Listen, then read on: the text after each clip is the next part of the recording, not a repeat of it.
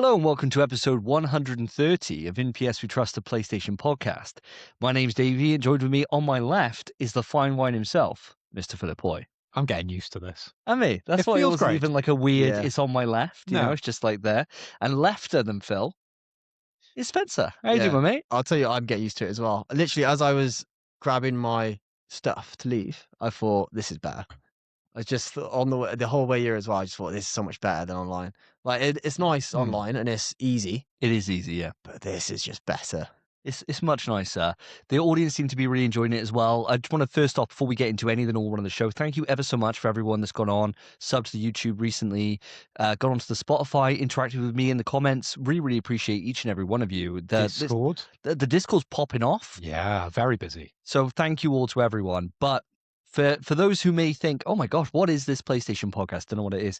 We are in PS We Trust, a PlayStation podcast, and we are here to rock your fucking arse off. We got a great old episode today. It's a juicer. It's a juicer today. It really, really is. I know I say it every single episode, but it's an absolute juicer. We've got a normal run of the show where we got a question, but this time submitted by the audience for us. Mm. Then going to move it into what we've been playing. Then saddle on over to quick news. Absolutely stacks of news that has come up this week. Obviously, the craziest news is Bluepoint's closure, which we'll be discussing in depth. And then we've got a rumor. So rumor has it is returning. Cool. Wild. Then we've got an interview that we've done with JRod from Fresh Brewed Games. So a returning guest that we've had on the show a few times before. Stay tuned right to the end to hear that. It's fantastic. We've already recorded it. We have. So guys, start the show. Let's do this. Let's do it, right? So we got some listener questions. So let's hit that jingle.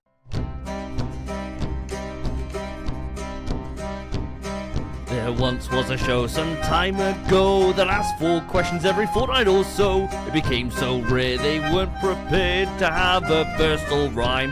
Huh!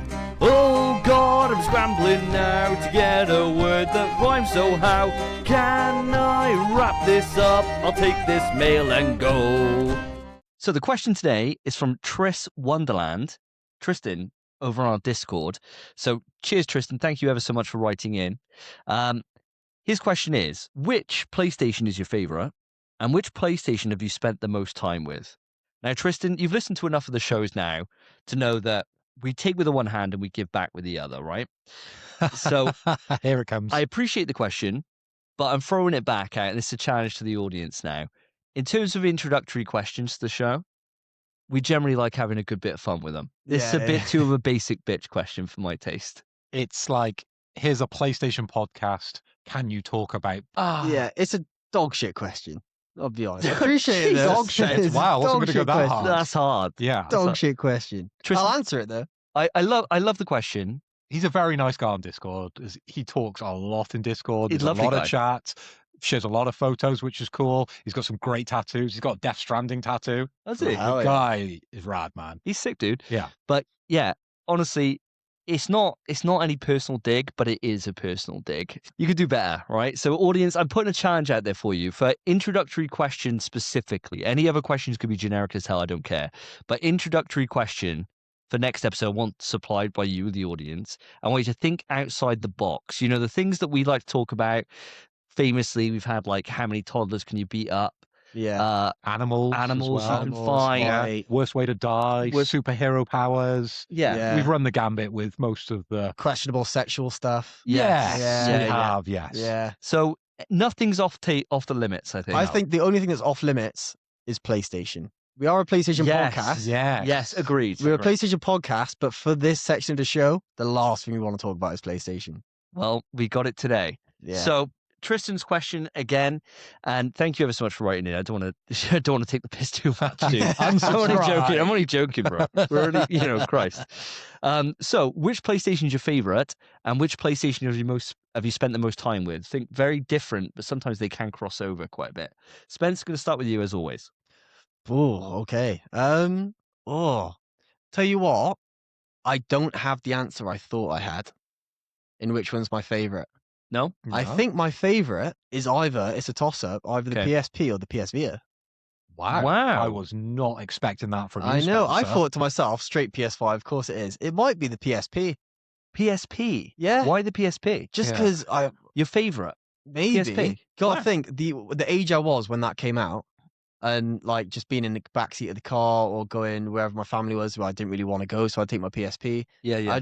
The PSP was class. I could watch Harry Potter Chamber of Secrets in the back of the whip. Oh, yeah, I get could the UMDs out. Yeah. Yeah, I could play Liberty City Stories. I could play Ridge Racer. True. Bro, that PSP saw some time, and I've had 3 of them. Wow. I love the PSP.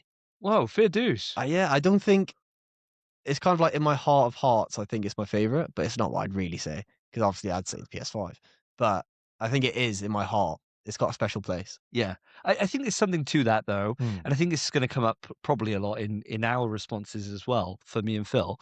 And maybe I'm speaking out my arse, but I imagine it will.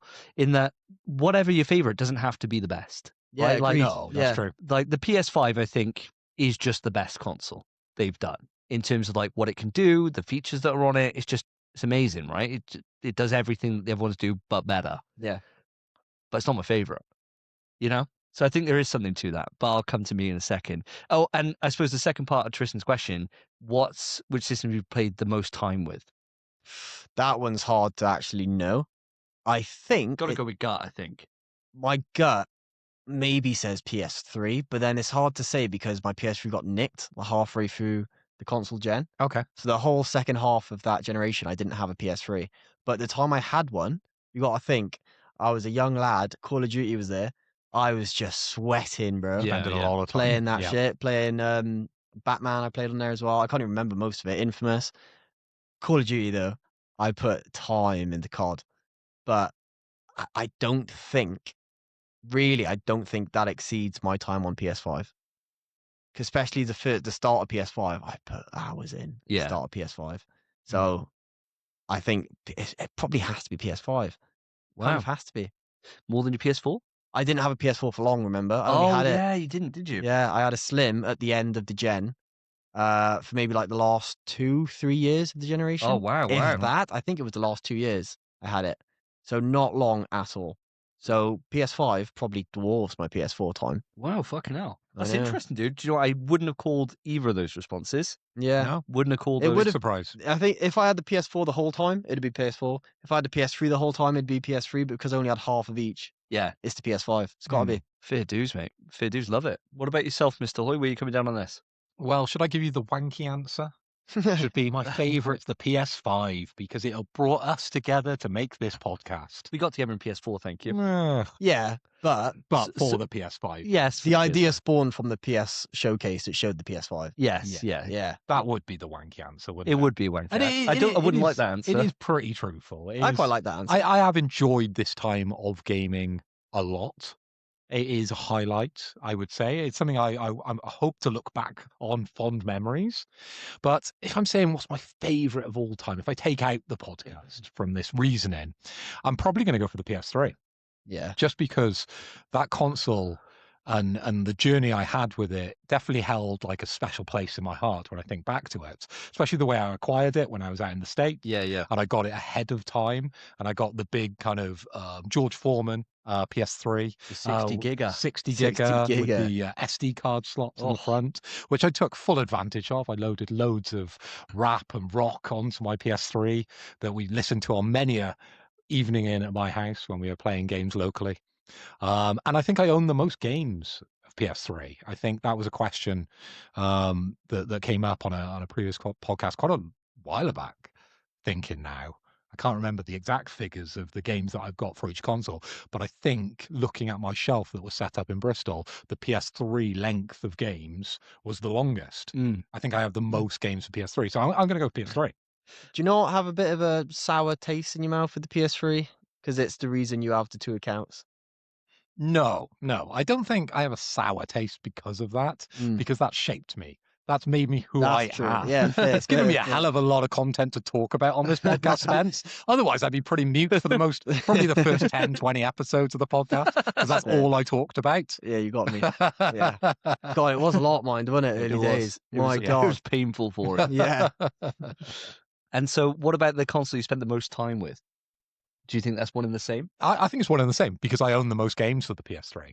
So we used to go out to the States very often and we would buy games in the States that were a lot cheaper and come back with like 15 games Bloody hell. each year that we would come back So yeah, I've got a lot of American PlayStation 3 games. So yeah, I probably spent the most time with that console for sure. Fair. Well, Fair play. my answer is very similar to yours, Phil, to be honest. PS3 is my favorite, and it's solely because two reasons. One, the franchises just really spoke to me the entire way. Like, I got into PS3 when Uncharted released. Yeah, So good probably a time. year into the PlayStation, because I bought a Wii instead of a PS3, which was the better idea, to be fair. At the start, the Wii was strong as hell, and it was. I mean, Wii's got a fantastic library, but yeah, so I bought it. I bought it on the 40 gig model. When they lowered the price down, it became reasonable, so people didn't have to have a second job. Do you remember Kazai coming out with that shit? Well, if you want it enough, you get a second job. Brilliant. Or just a very generous father, which I had. Yeah. Because I didn't buy it. I definitely didn't buy it myself. No. Don't put that out there. No way. So PS3 for me, the franchises. I mean, Christ, you had like Killzone 2 and 3 on there, Infamous, as you've already discussed, Infamous 1 and 2, and Festival of Blood. You got fucking so many awesome remakes that were being done at that time with like Shadow of the Colossus and Ico, and it was a great time to be a PlayStation fan, and they were coming from behind. And so they were really pushing stuff, and it was all speaking to me, MotorStorm, all these franchises, and they're all the things now that, like 20 years on or 15 years on, I'm constantly saying on the podcast, I think we're all bringing it up all the time, about these franchises which spawned there on PS3 and have been left in dust, right? And they're doing nothing with. And even though PS3 does have its flaws, right? We all know that it does. The store's bullshit. It's awful. Yeah, it's typing on the store. PlayStation Home, folding at home, all those extra things on PlayStation. All 3. those fun things. Yeah, home was fast. Home was sick, man. The controller is dog arse. Controller's dog right? arse. It's Yeah. really bad. How long does it take to download a game? Forever. Yeah, a few But days. I love it. There's something about it. I think it is just pure nostalgia, I think. But I look back on it so fondly for that time. Resistance, for God's sake. I mean, Christ, Phil, like our friendship blossomed from Resistance. Played so much Resistance 2 online. Content sharing was a dream on PS3 as well. It was, yeah. That was you could download anything on, the American store, the British store. It didn't matter. I could share content with you. You could share content with me. Yeah. It didn't seem to be a problem. Playing online was free. Yeah, it was, yeah. There was no subscription method built into PS3. PS Plus had just come out, and it was a hell of a fucking deal. It was like 60 odd quid for the year or something like that. And it was just 3 free games a month. And that's all it was. It's like, okay, that's brilliant. Like, oh, of course I'm getting on this day one. So yeah, it was just a great time. There was obviously bad times. The network outage sucked. Yeah. Things like that. But it didn't really seem to matter because there was so much kind of awesome content that didn't need multiplayer for. Yeah, true. At the time, and so many great franchises at that time came out. Dead Space coming out. The game that can't be mentioned, which we can mention here, Resident Evil was on a bad streak. So you had a lot of other rival companies doing a better job than Resident Evil did in as much as EA with Dead Space. So it was just a glorious time, man. And they did used to break a lot, though.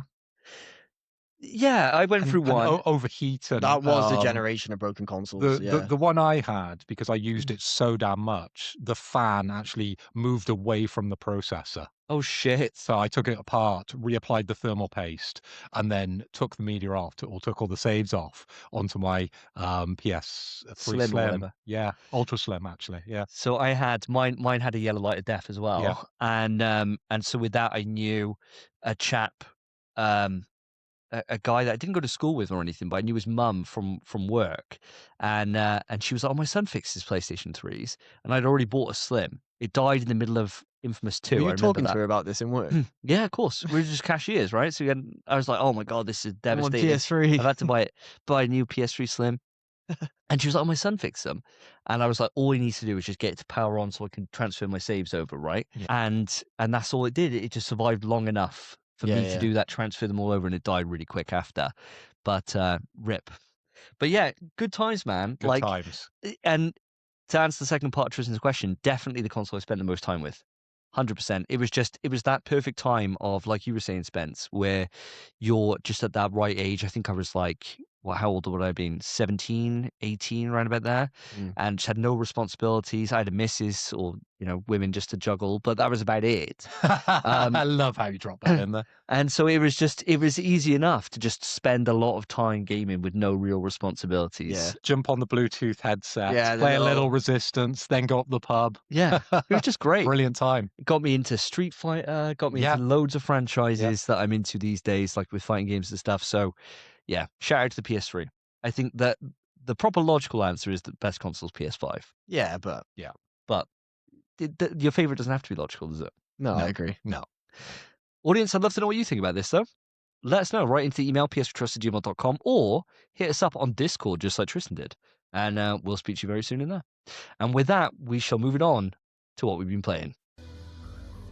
This time on NPS We Trust, what have the boys been playing? So, guys, it's been 2 weeks since our last podcast. I'm desperate to know what you've been up to in that time. Boys, what have you been playing? Spence, over to you.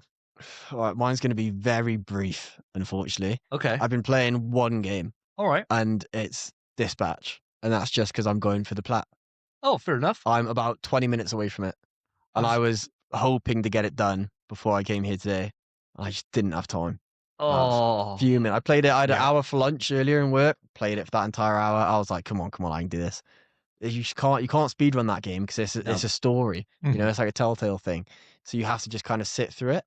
But I've done literally everything. I've got 3 trophies left, which auto pop when I beat the game. So that is it. It's it's the failed at that thing. yes, yeah.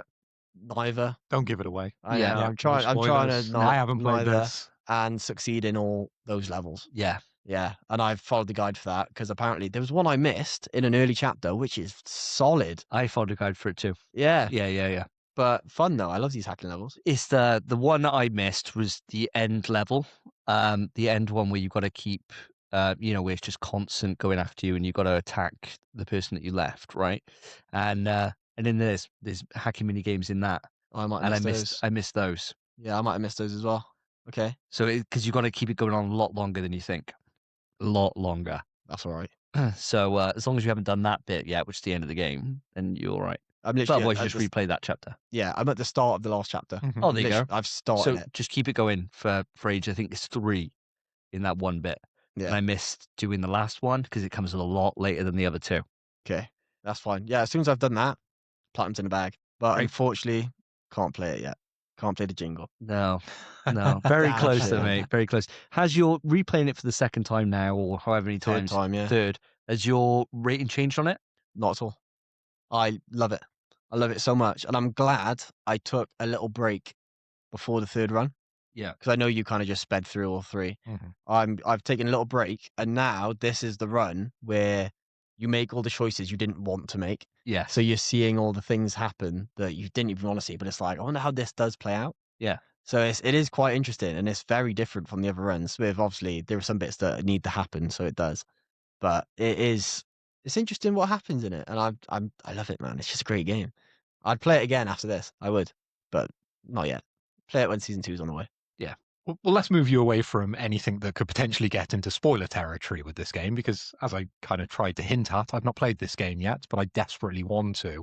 But it doesn't look like it's going to be something on my PlayStation for quite a while, considering the games that we've got coming very, very soon. But what I want to ask you, Spence, because you are a convert to the Portal. Hallelujah, hallelujah, hallelujah. Are you playing it on the Portal? I've played most of it. No, not most of it. My entire first run was on my PS5. Okay. My entire second run was on the Portal. And so far, my entire third run will be on the PS5 as well. Just because I'm working from home, Yeah. you know? Easy. Yeah. There's been a lot of times where I'm working from home and I just grab the Portal and just whilst I'm sat, the PS5 is by there, by the way, and I'm just on the Portal because you just turn it on and it's ready to go. Yeah. It's so simple and so easy to do, but it's I may as well just play it on the PS5 at this point. It is a shame. I haven't turned my Portal on in like a week, which is a shame, but I will. And does this game differ between playing it on the base PS5 and the Portal? Do you see any slowdown in playing it on the Portal? It's not the kind of game where you would really. So it's because it's just a story driven game. You don't even really like you can't move. Yeah. The guy just moves himself. The only times you notice it really is when you're doing the dispatching, and then on those other levels inside the dispatching. That's the only time you'd ever notice it. But even then, no. And playing it on the portal, you have to stream it from the PS5. Yes. You can't just stream it from your library. Or maybe you can, but I can. yeah, you So I own can. it. I'm getting it from him, so I can't. Right. There we are. So I have to stream it from the PS5. But even doing that from God, I miss the PS3 games where we shared games. Well, Yeah. Spencer's sharing the game, but he just can't Yeah, stream. He doesn't yeah. have the rights to stream it. yeah, but you could still you could get his library as well. It's just we wouldn't be able to use them at the same time. But it'd be no effort. I don't use them that much. I don't think. Use it a lot more than I use yours. One-way street. It yeah. definitely is. There's always Liza P. There's always True. one game in 3 years. Still, thank you for that game, though. Yeah, Fucking you're very gem. welcome. I haven't played it yet, but I would say the experience is very similar. It's kind of hard for it to be different, unless you get like just insane lag, which you randomly get on the pool. Yeah. But if it's running fine, it's running fine. It feels the same. But it's a good game, man. You should play it. And it's I want to. once you start it, you'll be in, and it's not long.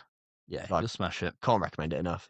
I do have a bit of weird Portal trivia that I found out today. Okay. Oh. It's a- So, kids have been off school this week because it's half term, right? And so Cass was at mine while I was working, and in my office is where my PlayStation is. So I was like, he can't play Goat Sim. I thought you were gonna say. So I let him play on it, and I found out how easy it breaks. No. So I was that screen not so great. So I No. said to him, "Oh, why don't you take the Portal, and you can go play that in your bedroom, right?" I'd never. And he's fine. He's used the Portal when he's over Karen's. He's used it loads of times, right? He's good on it. And he was like, "Yeah, no problem." And he really takes care of stuff. He's a good kid. And so he was playing Goat Sim out there. And then I had a break in my work, and I was like, "Right, I'm going to go play a game that I'll talk about later." And so he was on the cloud streaming Goat Sim. Soon as I boot up a game on my PlayStation, ended the cloud streaming on the Portal. Really? Can't do both Ah. simultaneously, Oh. which makes Weird. no real sense, Even right? though it's cloud. So he wasn't connected to the PlayStation to be able to do it. He was using the cloud streaming, Mm. But it's your account. but it just ended it. It's Yeah, because it's your account. yeah, that's you right. can't be doing two things at once on your account. I guess swear, so, I've yeah. seen That's people what it online is. say you can though. I swear. Well, it ended it for him. He came down. He had tears in his eyes, and he was like, You "So have you just started playing that?" And I was like, "Yeah." And he's like, "You ended my game. I just found the hobo." And I was like, "Oh, I'm really sorry. I'm really sorry." I was like, "I'll turn it off now." I was like, "I'll turn it off now, no problem." And then he was like, you could tell he was like desperate to cry, but he just was keeping it in. He's just so angry. He was fuming, dude. And I was just like, "Oh, poor little mate." So You're insane. so You I should be did like, "That's my portal, you little bugger." no, he's stuck at home with nothing to do. Well, I say nothing to do. He's got a shitload of Switch games, right? Yeah. What do you mean? Absolutely loads. He's His got a new iPad. Roadblocks book that I've seen. Yeah, You should be up reading that. yeah, he's had a little flick through that. I bet he Hasn't done has. much. Took the sweets and left the book. Yeah. And so that was a little bit of trivia. So I don't know if that's just a weird coincidence, but I doubt it very What game much. were you playing? What game were you playing? Was it physical or was it digital? No, digital. That might be why. But it wasn't streamed or anything. It was digital. I know, but it might just count as you using your digital library. Was he streaming from PS Plus or from your digital library? Cassie was streaming from PS Plus, whereas mine was On your a game library? I own, yeah. Mm. Digital. Maybe we should ask the audience if they've experienced anything like this, because it's kind of a unique setup, isn't it? To be Yeah, two both people playing sharing on one sharing a account, PlayStation, so, yeah. Yeah. Yeah, well, audience, if you know any info on this, then by all means, write in. Let us know. I wouldn't mind an answer. I'll try it again, though. Yeah. I'll probably end up... The more I'm thinking about it, the more I'm thinking it makes sense and it doesn't work. It does kind of make yeah. sense, yeah. So, yeah. Like, if he was signed into the portal on his account, Yep. and he was playing something from that, even though he doesn't have PS Plus, we'd have to connect to the PlayStation. That wouldn't work. Yeah, no way. No. Totally Well, if he normal. had digital library, games in a digital library, it'd work. Yeah, it would do then. Yeah. Yeah, it would do then. Well, interesting thought experiment nonetheless. Just thought I'd let you know a little bit of trivia that happened to me today. But Phil, over to you. What have you been playing, my dude? What have I been playing? Well, I've been playing a little game called Expedition 33, and that is my entirety of the stories I would like to tell you, because that's all I've been doing. I've just been playing that game solely. Fantastic. I've also been on holiday. and I nearly didn't make it to today's recording. Yeah, she was saying this, and I was like, save it for the show. Save it for the show. Through multiple obstacles, if I can get that word out, that have got in my way. So flying back, delayed. So there was a delay on the Budapest side. Coming back, traffic coming out of the airport. We were just like locked into the traffic getting out of the airport. Couldn't move. We were there stuck for at least half an hour to an hour. Jesus. And then coming over the bridge, they shut the bridges. They opened the bridges. They shut the bridges. And there was a tailback coming into Wales. Oh my God. And then coming into Cabran, I was behind two cars that were playing silly buggers. And they got out of the traffic lights. And this Chinese lad came out and started knocking on the guy's window as if he was going to start a fight with him. Oh my God. And I was stuck behind him. So there was multiple obstacles that I had to overcome Oh my God. for today's recording, but I did make it. You did make it. Well done, mate. Absolutely well done. What an adventure, mate. What an adventure indeed, man. Blooming Absolutely crazy. I thought I would be getting back at 2:00, have a nice gym session, maybe a little bit of tea, come over, fully prepped, ready for the podcast. No, made it by the skin of my teeth. You did. Like 5 minutes into the recording with JRod. Yeah, still. And Yeah. you had a nice cup of tea waiting for you as well. I did. What a actually, yeah. great host, Yes, right? What a great host. host. And I got to say, I'm the only one with a beer at the moment on the video, but Karen's gone out to go get them for Yeah. the boys. Not for long. Not for long. No, so I'm honestly, my lips are dry, bro. Oh, mate, this beer's so good, dude. It's just that smell of the alcohol. Yeah, isn't yeah. it? Oh, it's Second so I saw him nice. put it down and it was like cold with the condensation, I was like, "Mm." I know, it's lush, isn't it? It's lush. It's Mm. making my mouth's watering looking at it. Yeah. I'm going to drink some more in a sec. But Phil, Expedition 33, I don't think, much like Death Stranding, towards the end, I was like, Joe, I'm sick of these updates, you know? But fortunately, Expedition 33 is a lot shorter. So I don't think that's going to happen here. So how are you getting on? Well, you never know. I do like to take my time with games. But obviously, I don't actually know how long this game is. I haven't done any research. I haven't done any kind of Googling around when it comes to this game. I've just been experiencing the game as it comes, really. And I've managed to get to the end of Act 1, which I feel is an important sort of twist within the game.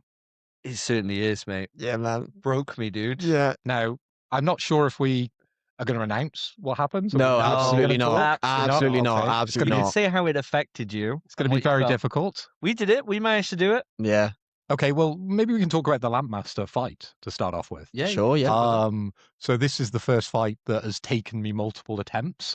Okay. I think in Act 1. I think most monsters have been pretty simple up to now, and this is the first one that actually had something different within it that you had to look out for. And I think it took me 3 runs in total It's not bad. to be able to get to the Lampmaster, or get past the Lampmaster, because he's got 2 phases. The first phase is relatively simple, just dodge or parry at the right time, and you get through that part of the fight.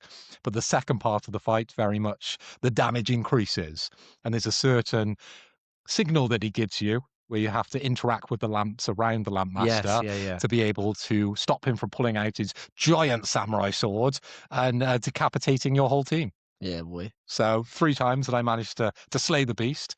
Not really slay the beast, because we know it sort of comes back during the cinematic. But yeah, that cinematic was quite confusing because there's a lot of hope, I think, surrounding certain characters that you're sort of journeying with.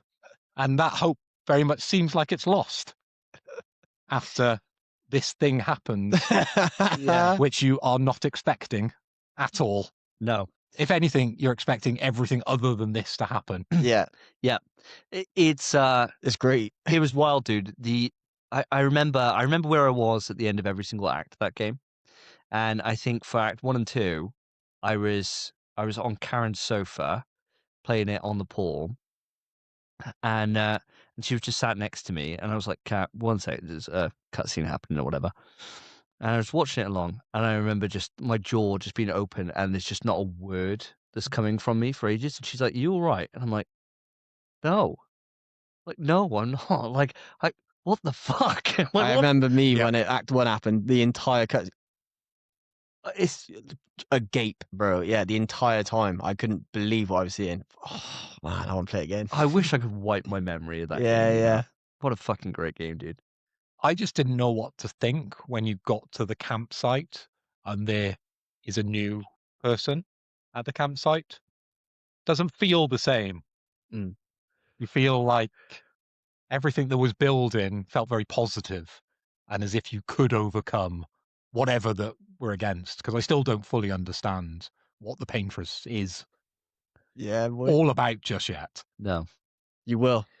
You will. The great thing about this game, right, is that no matter how confusing it is, I promise you it will all make sense. Yeah. Good.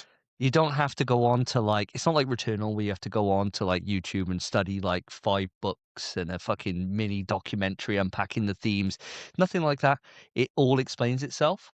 And it does it beautifully. It does it so well. And the mystery is just so palpable throughout. And, Yeah. and you're feeling that at the moment. It's massively confusing. Like, at the moment, I don't know what's happening, really. Yeah. And I'm hurt and confused and lost. Yeah. I think that's where I'm at. They're the emotions I'm feeling. Mate. So good, isn't it? Well, no. Yeah, it is. Dude. And I hate to be that guy. I remember saying this to Spence before. But you ain't seen nothing yet, fam. Nothing, bro. It's Oh my the God. game just keeps on going from peak to peak. It's like the Himalayas, right? You think like you climb. Can't get bigger than this. Yeah, you climb the one mountain, you're like, oh, okay, well, at least it's not that bad. And then you climb the next, you're like, oh, Jesus Christ. And then you get to the top of the next one and you see like fucking Everest there, and you're like, Jesus Christ, it keeps going. But it somehow does. It somehow does. It's a real special game. And I look forward to hearing more updates in the future, mate. Yeah. There will be updates because I'm playing that exclusively now up until the game that can be mentioned in this part of the show comes out. Yeah. And you can just sit on that for a minute, finish Expedition first. I tell you now, this new Resi, which we can say it here, ain't going to be as good as that. There's no way it's going to be as good as Expedition Phase 3. No. There's no chance. But it's Resi. I know. It'll hit completely different. But I wouldn't want to leave Expedition if I was starting it. no, nor would I. I'd want to see it for. I never as soon as I started Expedition, there was not a single game I booted other than that, and I wouldn't. Any Wolverine come out or bloody GTA 6 Doesn't matter come what. out, I wouldn't Doesn't care. matter. It's too investing. Yeah. But see how you get on. You've will only do. got a week. I'll let you know. Well, for me, guys, I've got two games to talk about. The first I'm not going to spend forever on, and I've already put it out on Twitter. I've already told you guys, so it's no big surprise here, but for the audience, it may be. I finally earned Platinum 150. I platinumed Silk Song. Plat myself, yeah. It's my speed run took me just over the 20-hour mark. I think it was like 20 hours and 27 minutes, Plenty something like of time that. then. Plenty of time left. And I got to say, Act 2, by far, I still stand by it. Second run, Act 2 is by far the hardest act. Act 3, I smoked. I literally smoked everything apart from there's a boss in there, which is quite deep in Act 3, called like Dancer Carmelita, something like that. And she's fucking nuts hard. She took me ages. But the final boss, which I was really worried about, called Lost Lace, smoked her 3rd time. No, I didn't. No, that's a lie. Maybe 8th or 9th time, right? That's quite a lie then. Yeah. It wasn't that quick, but it was quick. So I was thinking, well, I got 10 hours to beat her. Yeah, you got time. I got time. I You're will Christy. do her eventually. But when I beat her, it was just like, I've done it. And There's no pop off. oh mate, not when I beat her actually, which was weird. I was kind of like, oh, I've done it now. You know, like I'm enjoying myself so much. Like that game is so special. I loved it so much. And then to finally have it over, something that's been like such a challenge for me, was kind of like, it wasn't like bittersweet or anything like that. It was like, okay, I've done it. And I was really relieved. I'm really proud of myself, but also just sad to put the game down, you know? And now it's just a case of waiting for the fucking DLC. So it's like, please, come on, Team Cherry, come on. When are you going to do it? Because, my God, what a great game. And I'm so proud of myself for having that for my 150 and it not being Highguard or something. Yeah. You know? Yeah. We're on like 93% on those trophies, dude. So that's a matter of time now at this point. Yeah. It is. Are you missing shots now in Highguard on purpose? Well, we haven't played any actually. So it's not, there's yeah, the we haven't reason. played in a There's minute, the yeah. reason. yeah, we haven't played it in the last couple of weeks. Davey seems really bad in the last session. I wonder why. I can't get these defusers. I can't get this. But yeah, so that's the first thing. So that was just like a little note says gone. And then I could have started anything. Could have started Silent Hill 2. She did Could have dead. started Black Myth Wukong. Give the game back to the barber. Could be whatever, right? But no, I bought the game that was announced at the State of Play Nice. that I popped off over, which is Sons of Sparta. Oh, you bought it, did you? I bought it. So How much was it? £24. 25, I think. Yeah. 24? Yeah, Okay. $24.99, Yeah. I think. Yeah, so I bought it. I'm only 2 hours in, so I can't talk in depth. But what I can say is that it's a Metroidvania. Mhm. The music is fucking cooking. The music Yeah? is class. Yeah, I think it's Bear McCready who did the the Ragnarok and God of War 2018 soundtrack. He's come back to do this, but he somehow paid huge homage to the Greek soundtrack that was there, Yeah. but then made it original, Nice. and it just works so well. T.C. Carson's doing the voice of all the Kratos as he's narrating the story to Calliope, his daughter, and it's so far the only thing I can get from it at the moment is that it seems a lot deeper than I thought it would be. Mhm. Good. In Mhm. terms of like, there's so many secrets that I've come across that I'm like, I can't get there yet. I don't have the ability, don't have a double jump or whatever it is to get up there. So that goes in its favor quite a lot. And the combat's sick.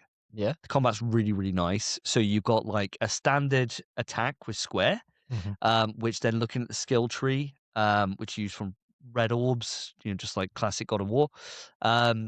You use those to upgrade your skill tree to get deeper stuff. Doesn't look too complex, that skill tree, but it looks just enough. It doesn't look like it's not webbing It's off not everywhere, overwhelming, yeah. but there's like at least 6 nodes on kind of every single thing. So it looks like it would go quite a few places. If you've got a standard attack, you've then got an evade, which gives you iframes. You've got a block, which when you take block damage, your health goes into grey health, which then will recover over time. Nice. But you got parry, and the parry's sick. The parry's super, super nice. And so you parry, and the enemies get opened up. You can wail on them. Each enemy's got a health bar and a stun gauge bar. Yeah. And so as soon as they're stunned, by either parrying them, or you've got if you hold R1 and press square, then you use this resource that you've got of these different attacks do less damage but more stun. So you can choose what you want to kind of prioritize. But when they get stunned, they then get opened up for an instant kill, for what they call a rage kill. So much like old God of War, when the R3 would come over their head and you clip and rip their head off or whatever. And it's that. And that feels sick. It feels real, real nice. Super gory, super cool. The art style's lush. But I'm not deep enough in to be able to see kind of how deep this goes and if it keeps my attention for long enough to be worthy of the name. Well, I think it's no surprise that you jumped on this game immediately because you have only got a small window now before the game that cannot be mentioned or can be mentioned at this part of the show comes out. So it's a nice palate cleanser, I suppose. Yes. Because it's going to be less intense, hopefully, Yeah. than something like Silk Song. I've seen a lot of reviews and feedback online around this game. Me too. And I don't think it's all as overly positive as the lovely painting you've put together of this game. You're very positive. The ratings seem very average, I would have said. Not so positive. Not so positive, yes. I haven't played it myself, so this isn't my view. This is just what I've seen online, which is normally garbage. If you were going to put a rating on it at this early stage, where would you go? Because the ratings I've seen are sort of 6, 7 out of 10s. I'd probably go for a 7 at the moment. Yep. Yeah, I'd go for a 7 right now. It all just depends. It just depends on how deep it is, right? Because at the moment it's fun. It's fun enough to play through and enjoy. But there's nothing here I haven't done before in a million other Metroidvanias, Yeah, I It's think that's the criticism. the thing is, I've just come off one of the best Metroidvanias of all time, in my opinion. It's Hollow Knight Silksong. It's nowhere near as good as that already. I can already tell. Yeah. But I'm enjoying what's there as the base. And as long as that combat and exploration doesn't lose me, I don't get bored playing it, then I'm going to have a good time, But I don't think it's not going to be something that I'll get at this early stage. And granted, this could change, but I can't imagine I finish this game and be like, holy shit. Generational. It doesn't feel like that. But wouldn't that be the only God of War game to do that? No. No, which other one? Betrayal's not that great on PS3. I think it's Betrayal. It's was it called Betrayal? That is in my head now. It was the last one that came out on PS3, and it came after God of War 3, but it was a prequel. and that one was like generic God of War. It was like it was fine. It was good, but it wasn't anywhere near as good as 1, 2, or 3. You know, or even like Chains of Olympus or any of the PSP ones. Sparta, yeah. That's it, mate. Yeah. Well, they very much sold this as a passion project, haven't they? It's something they said they've always wanted to do. It's been something they wanted to venture into in the background, and now they've got the space and the resource to be able to do that. Then they've put that out, and it's something for the fans. And as a fan, you seem to be enjoying it. So it seems to have hit the right market. It's just, will it meet that sort of mass appeal to everybody else? I'm not sure just yet. No, I can't imagine it. I can't imagine they got high expectations in terms of sales. It's very different from the rest of the IP, you know. But I'm just giving it a chance just on it being a game, and it's an IP that I love. And so far, if the combat was shit, then that would be a major issue. Yeah. But it's not. The combat's good. So that's the most important thing for a God of War game.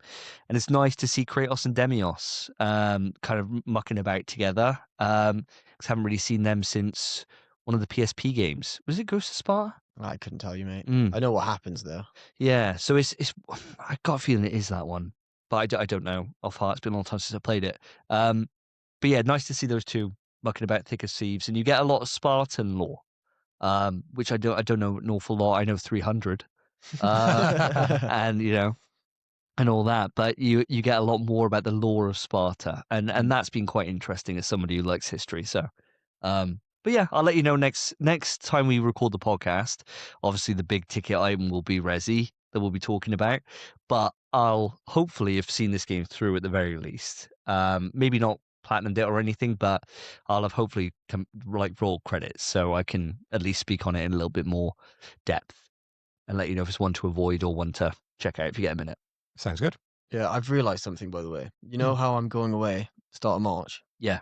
It's like, do I have time to play Resi? Probably not. And you want to play Marathon. Yeah, I know. Next time we get on the show, it's a big dick in terms of what we've been playing, because it'd be the Marathon. The Marathon like beta starts from Wednesday. So I mean, I'm playing that all the time, all the way through, and then Resi comes out on the Friday. Yeah, and I go away on Sunday. Oh, at least you could play Marathon. Yeah, Marathon I could play for a few days. Perfect. You would have completed Resi, wouldn't you?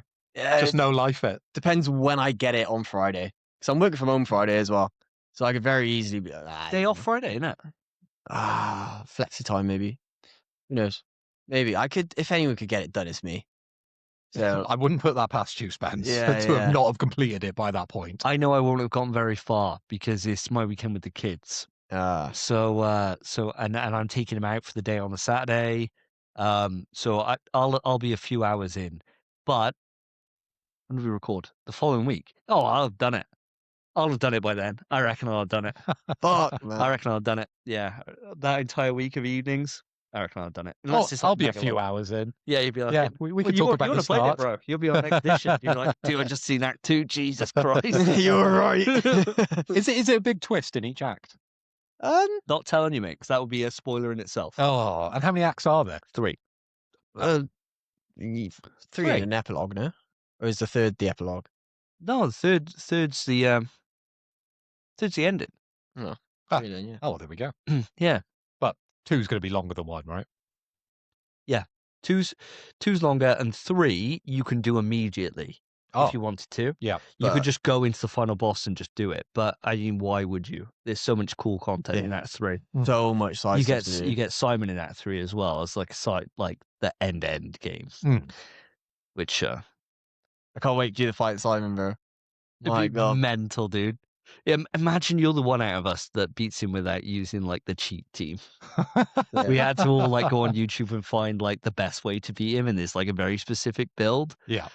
Otherwise, imagine you just did it. If you're like, oh, here's my video, guys, you're just parrying him the entire way through, dude. I'd fucking I very much doubt it. I'd You're giving me suck your dick, far bro. too much credit. Yeah. be wild.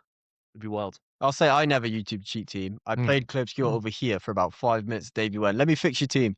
And I just did it. And I He's was the like, dealer oh, of the cheat team. yeah. Had to, mate. Had to. You tried it enough times to know you ain't doing it. You I ain't did doing it. tried it like twice, bro. I haven't tried it much.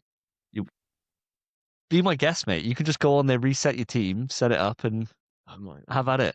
The issue is, it's the DLC. Because of the busted team, DLC is less fun.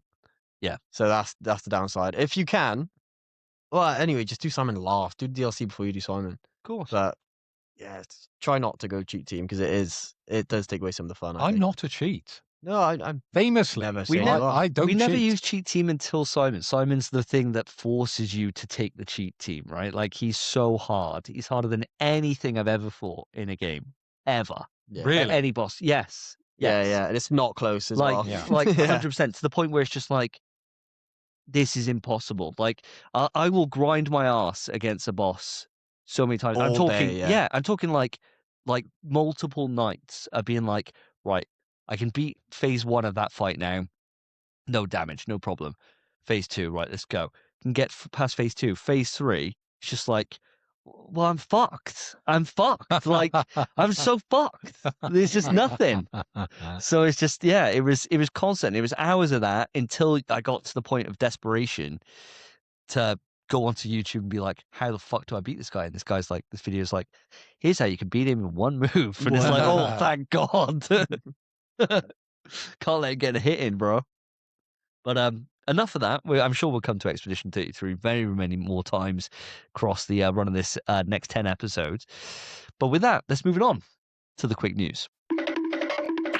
Quick news. Quickity quick news. Welcome listeners, welcome viewers to this part of the show, which we like to call Quick News. And it's gonna be a quick news today for 2 reasons. Because reason 1, we're on episode 130. So the stipulation is being cast out now. And the next time we do a big quiz, we're going to come up with a winner, a loser, a new king. We're going to crown a new king, aren't we? We are. And that new king gets to come up with a new stipulation for quick news.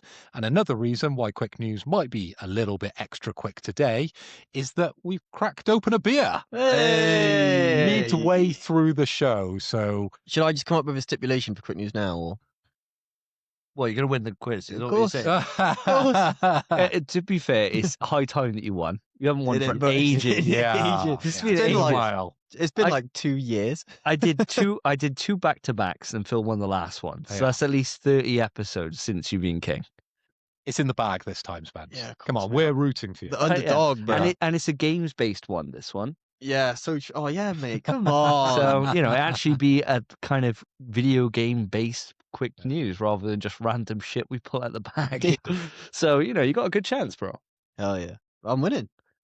So the beers are out, so prepare for the quality to slowly dip as we go on throughout quick news. But luckily, we've pre-recorded The end. the end with JRod. So that one, me and Davey are completely sober. It might not seem like it when you watch it. Let us know in the comments.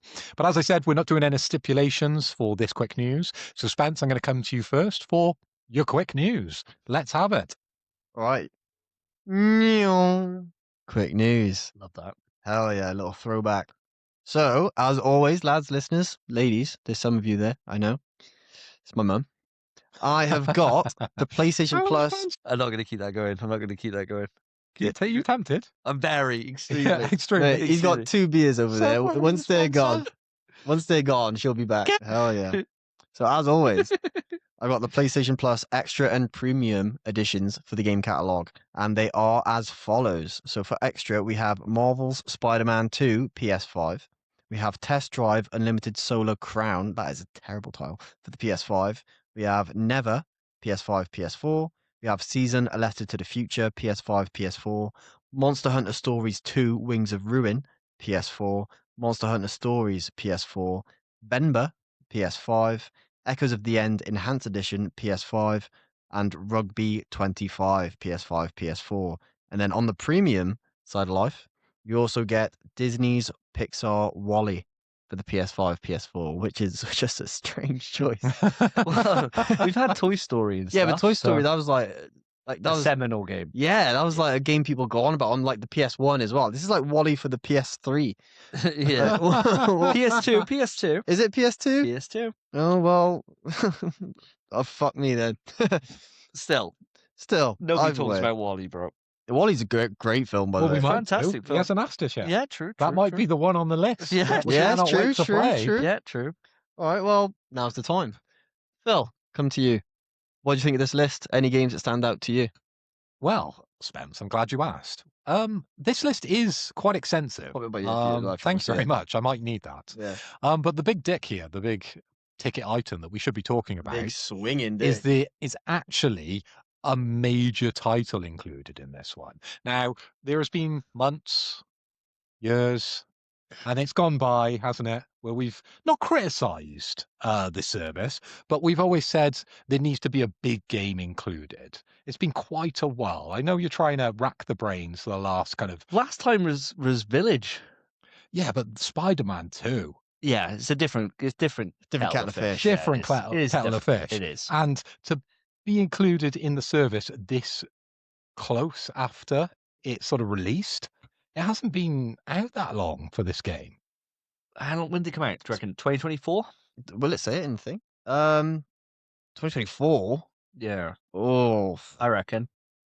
It doesn't feel like it's been out that long. Don't think so? Well, my Venom statue at home, I don't feel like it's got a full layer of dust yet. oh wow! Have a guess when? Oh my Oh. god! 2024, I reckon.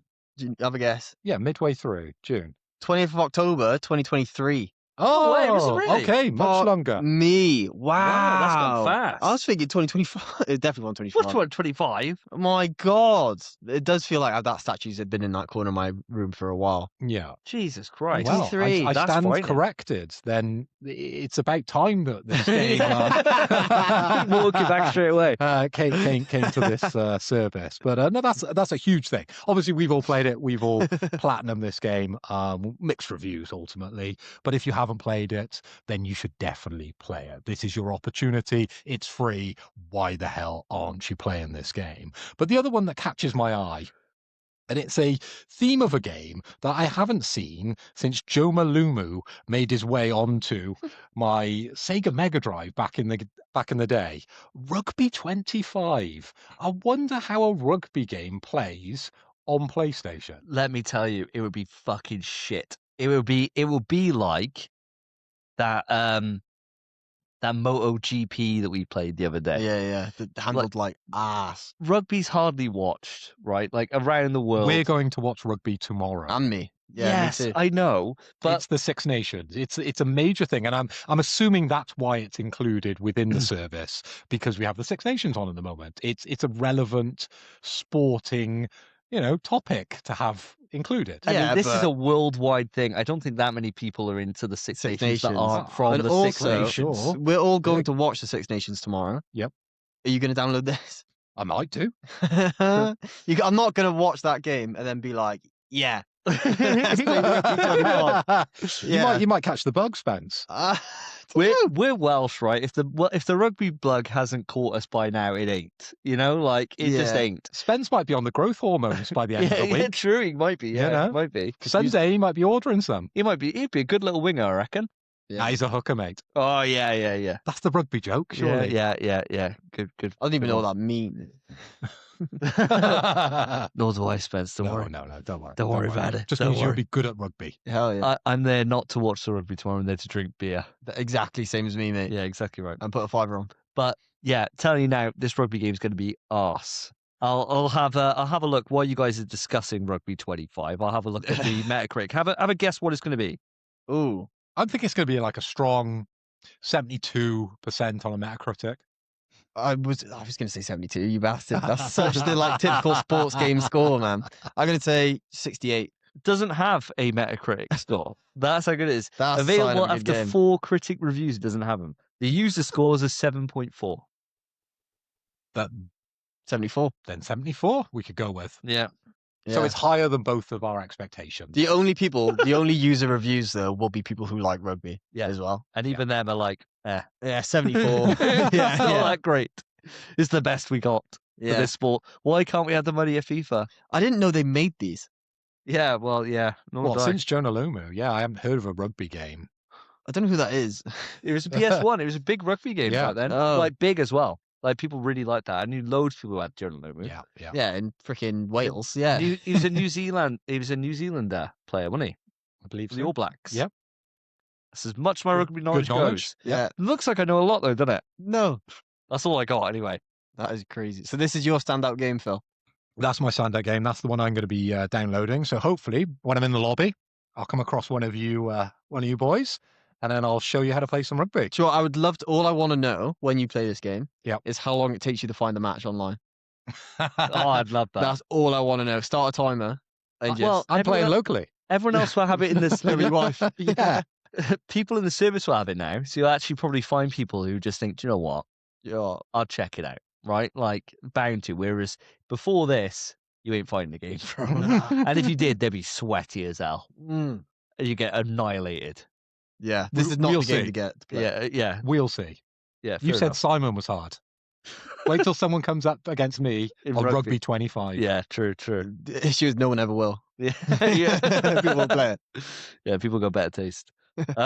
For me, Spence, obviously, we spoke about the big dick in the room in Spider-Man, but there's a game actually that I was reminded of on the last State of Play, like a week ago, and that was, and it's because it had DLC that's coming out. I think it's DLC or it's a sequel. I didn't catch it, but I remember being like, oh, this looks nice, and that's Never.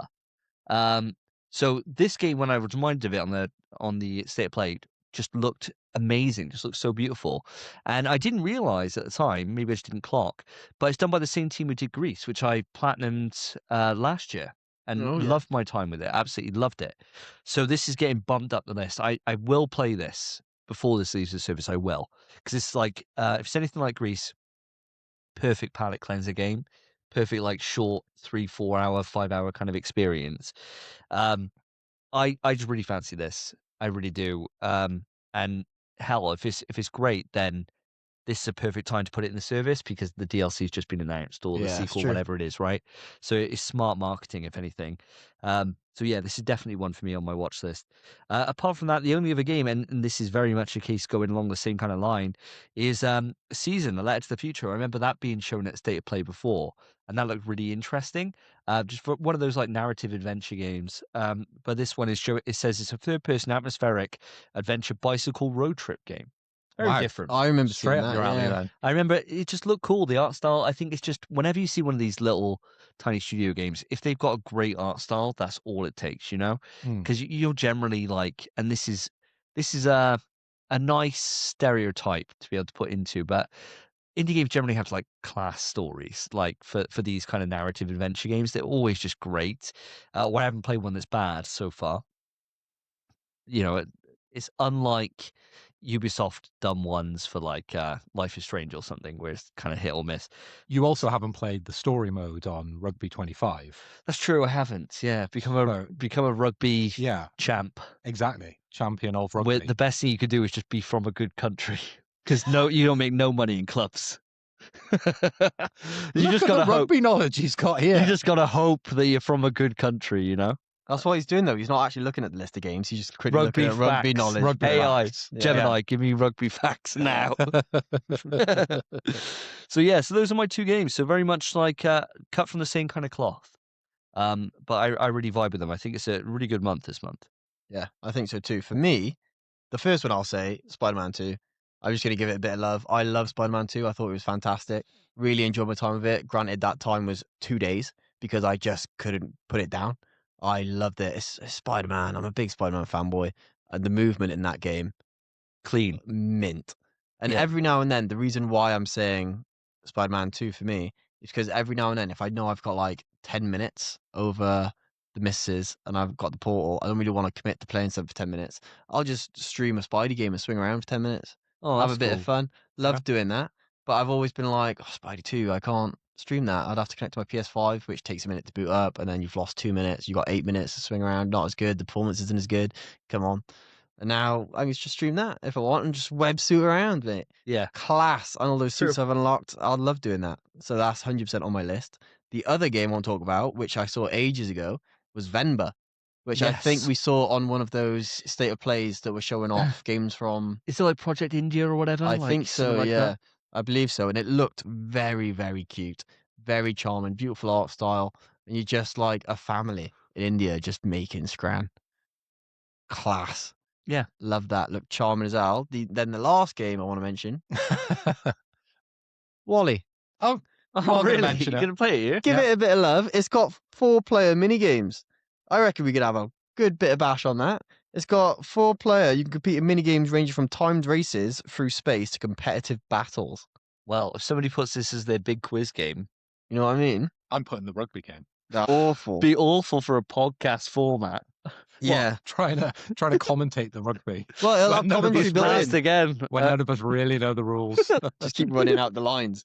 wrong sport. Oh Christ. Tell you what, if you bring rugby, I ain't playing that. That's an automatic win. Yeah, just 5 Didn't points turn for up. me. Oh, if you bring rugby, I'll sweat it the day before so I win. That's what I'll do. Oh, by that I mean I'll learn the basic controls and then show up the next Yeah, day. yeah, that's fine. I'll do the tutorial. That's all you need.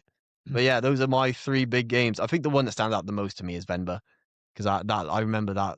I think at the time we all watched that and we were all like, Yeah. "Oh, that's quite It's cute." interesting, right? Mm. Yeah, like you said, it's one of those palate cleanser games Mm. that just take your mind off everything, sit down and just enjoy it for what it is. Yeah. And it's just great art style. I bet the platinum's either going to be really good or bitching off. Yeah, It's going to be like it's never going to 100% be in the perfect middle, is dish. it? Yeah, it's never going to be in the middle. yeah. I might have to look that up post podcast, or maybe in a minute, who knows?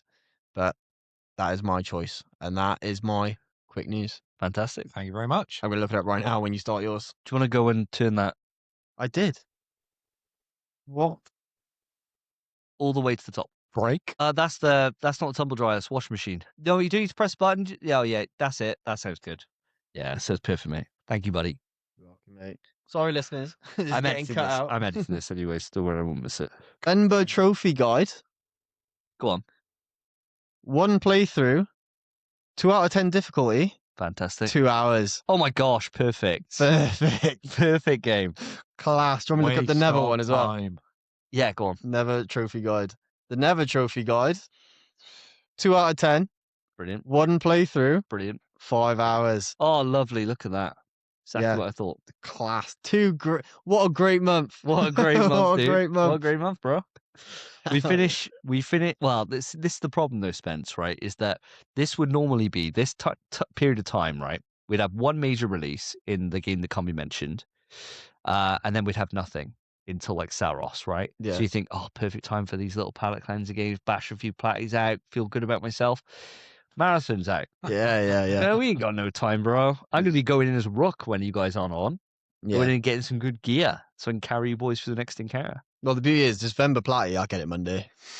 There you go. That's going to have to be in it. Yeah. Can't be Wednesday or after. No. Time's gone. Yeah. But yeah, Monday Venba, Tuesday Never. There we are. Oh, look Two at that. platties. look That'd be at that. nice. That'd be Hell yeah. nice. What a dream. That'd be well nice. Right, move it on. Phil, your quick news. Okay, quick news. Well, lads, I've got some news about Riot, and we really hear news about Riot, really, when it comes to PlayStation, but this is all surrounding their fighting game that they were going to bring to the console, or they have brought to the console, called 2XKO, and they are making some serious layoffs in the team, guys. Now, this doesn't spell like it's going to end well for 2XKO. Now, there's been a lot of developments recently with 2XKO. There's been lots of characters released for it. I've seen Warwick, I've seen Blitzcrank, I've seen Teemo, screenshots of those guys, some play styles of those guys. Looks very interesting. The game does look genuinely amazing, but to hear there's been layoffs now with the staff that's developing this game, it can't spell a good future for this game, can it? Now, Spence, I'm going to come to you first. What do you think about this news? It's I want to say it's kind of left field, but I don't think it really is. I think the people who play 2XKO really love it, but there's just not enough of them. And that's just what it is. Look, his eyes have come out. Jesus Massive Christ. sneeze. So allergic to PC kind of gaming talk. That's Yeah. what it is, mate. I was going to say, this is every time you've got a bit of news, it's like this to Davey. As soon as there's riots, you're like this to me. I knew I was going to sneeze, dude. I was like, do it away from the microphone, bro. I think that's the first sneeze on the podcast, you know? Ever? Captured. Well, normally we just mute or whatever, right? When we're doing it. I we do it suppose, all yeah, online. remote. Mm. Yeah. So you'd feel it coming, you'd be like, oh, I'll hit that mute button so this doesn't get picked up. But we'll see how good the editor is. First on-air sneeze. Yeah. You're welcome, listeners. There you are. 130 episodes they wait for that. All the sneeze people like edging away. They're like, oh God, please, I hope he sneezes this episode, please. The sneeze fetishes, you know? They're like, please, God, please. Finally, they get it. Oh, So they've been every blue time we've been balls. remote, they've seen us go like this, and they've been like, "Oh," and then it's Please. muted, and they're like, "Fuck!" Exactly. And Whereas this is the type of conversation they get after one beer. Not even Imagine what a big quiz is like, guys. barely halfway in. oh, Jesus. Carry on, Spence. Sorry. Yeah, I think to be fair, back to the topic at hand. I think it's not unsurprising news. It's sad news, very, very sad news. Yeah. But I wouldn't call it out of left field just because it is. It doesn't have the audience that it needs really to sustain a large team. And they put so many years of development into this game, so much time, and so many people for it to not fall short, but not reach the amount of people it needs to. Because I don't think it has fallen short. I think it is a good game, but it's not competing with the big boys. Not competing with Street Fighter. No. And then Tokon is on the bloody. It's not on the horizon. It's a bit away, but it's on the way, and it's great. But surely this is the time for a game like 2XKO to sort of spread its wings, to try and get as many people on board as possible during this period, because the sort of big boys, Street Fighter is obviously losing people because it's been out a while. There's not any new characters coming out as quickly as something like a 2XKO, and Tokon is quite far off into the distance. Surely this should be the time for this game to shine. But from my point of view, it's very much stuttered in the way that it's been sort of drip fed to the public. Yeah, You've had a character here, you've had a character there, and suddenly it's out. yeah. It just hasn't felt like it's been supported the same way fighting games are generally supported over on PlayStation. And I'm not surprised to hear this because, as you said, the take up of this game hasn't been huge. So yeah, it's got to hit somewhere, hasn't it? If the money's not there, then Yeah. it's ultimately going to hurt Riot with the amount of developers that they have there for this game. They Yeah. they shot themselves in the foot. For them to take as long to develop it as they did, which was a number of years. It was in development for ages and then released with a cast of like 8 characters. What are you doing? I don't know if it was it. It might have been like 12. I don't think it was 12. How many was it, like 5? It literally started No. with 5. 5. That was in Yeah. its pre-release Yeah. form. though, Yeah, wasn't it? but In the even betas. pre-release was like 6 years in. Mm. It's like, come on. They had nothing. They clearly, for the first 3 years, just played League or something. Just didn't make the game and just took some money in. And now they're like, oh, fuck yeah, we got to make this game. And then didn't really push it as hard as they should have. I agree with you that now is the time to get people in, because now is the time fighting games have kind of dwindled a bit. How do they do that when the game is already free to play?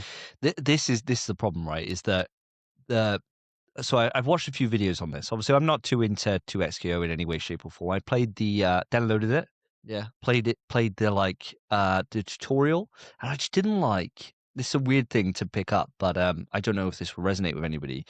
I didn't like the way the buttons are laid out, and I custom them, and I just couldn't quite get them to where it felt comfortable that they work I agree. the way the way that they should. You know, it was like a 4-button fighter, but there was more buttons than 4. It was really weird. It was really strange, like kind of how it was laid out. Like grab isn't in like the square and X, and it was all weird. And anyway, that was enough of that. I was like, I don't need to play this. That's enough of that. Yeah, I was like, I don't need to play this. It's like with fighting game. You play it as soon as you get your hand on the sticks, you know immediately whether or not you're going to vibe with it or not. Yeah. And I was just like, no, this isn't for me. The IP does nothing for me either, so that doesn't No. help, right? But the things that are really important for the context of this is that they had, and I've watched quite a few videos on this, so I'm a little bit more in the know than I would have been. They had a development team of 160 people for this. That's huge for a fighting game. Yeah, That's way too absolutely many. massive. Now, the thing is with Riot is that obviously they're used to raking in shitloads of money when it comes to League of Legends and all that shit, right? Literally League of Legends. Yeah, well, Just yeah, League, yeah. Yeah. Well, TFT as well. fighting Runeterra didn't do well. Runeterra didn't, but Teamfight Tactics does Yeah. really well. fighting games ain't that thing, right? Like you're not going to make that much. You're going to have a small, very niche audience that are going to be into it. Street Fighter 6 is doing extremely well, and that sold 6 million copies, right? This is a free-to-play game. So already you're thinking, right, you got to get the numbers in, you got to get those impressions right straight away, and then hopefully they make the money on the skins in the back end. But if a lot of people are like me, where they check out the game, doesn't quite hit the way they want it to, they're just going to bounce. And then they're not going to support the 160-man fucking team is huge. It's massive. So all they've done is they laid half of the team off. So they're down now to a reasonable size for a fighting game. And they've announced on the back of it that all their content plans are remaining firm. It's still going to be fully supported at tournaments, still going to have crazy prize money, everything else still going to be at EVO. So it's not dead in any way, shape, or form. But I think it's just morphing into a model that's more sustainable, right? That's good to hear. I think that what we're going to see is that over the next year, if things really do die off, then it's game over. Yeah, you know, agreed. if they get to EVO and people watch EVO finals and they're thinking, holy shit, this looks great, this looks fantastic, they may even see a resurgence, right? Like we've seen that with loads of fighting games before where they've been like dead as a doorknob. They get to EVO, people watch them for the first time, they get a nice influx into that community. Marvel vs. Capcom 2 did very well off being featured back at EVO again after a huge break.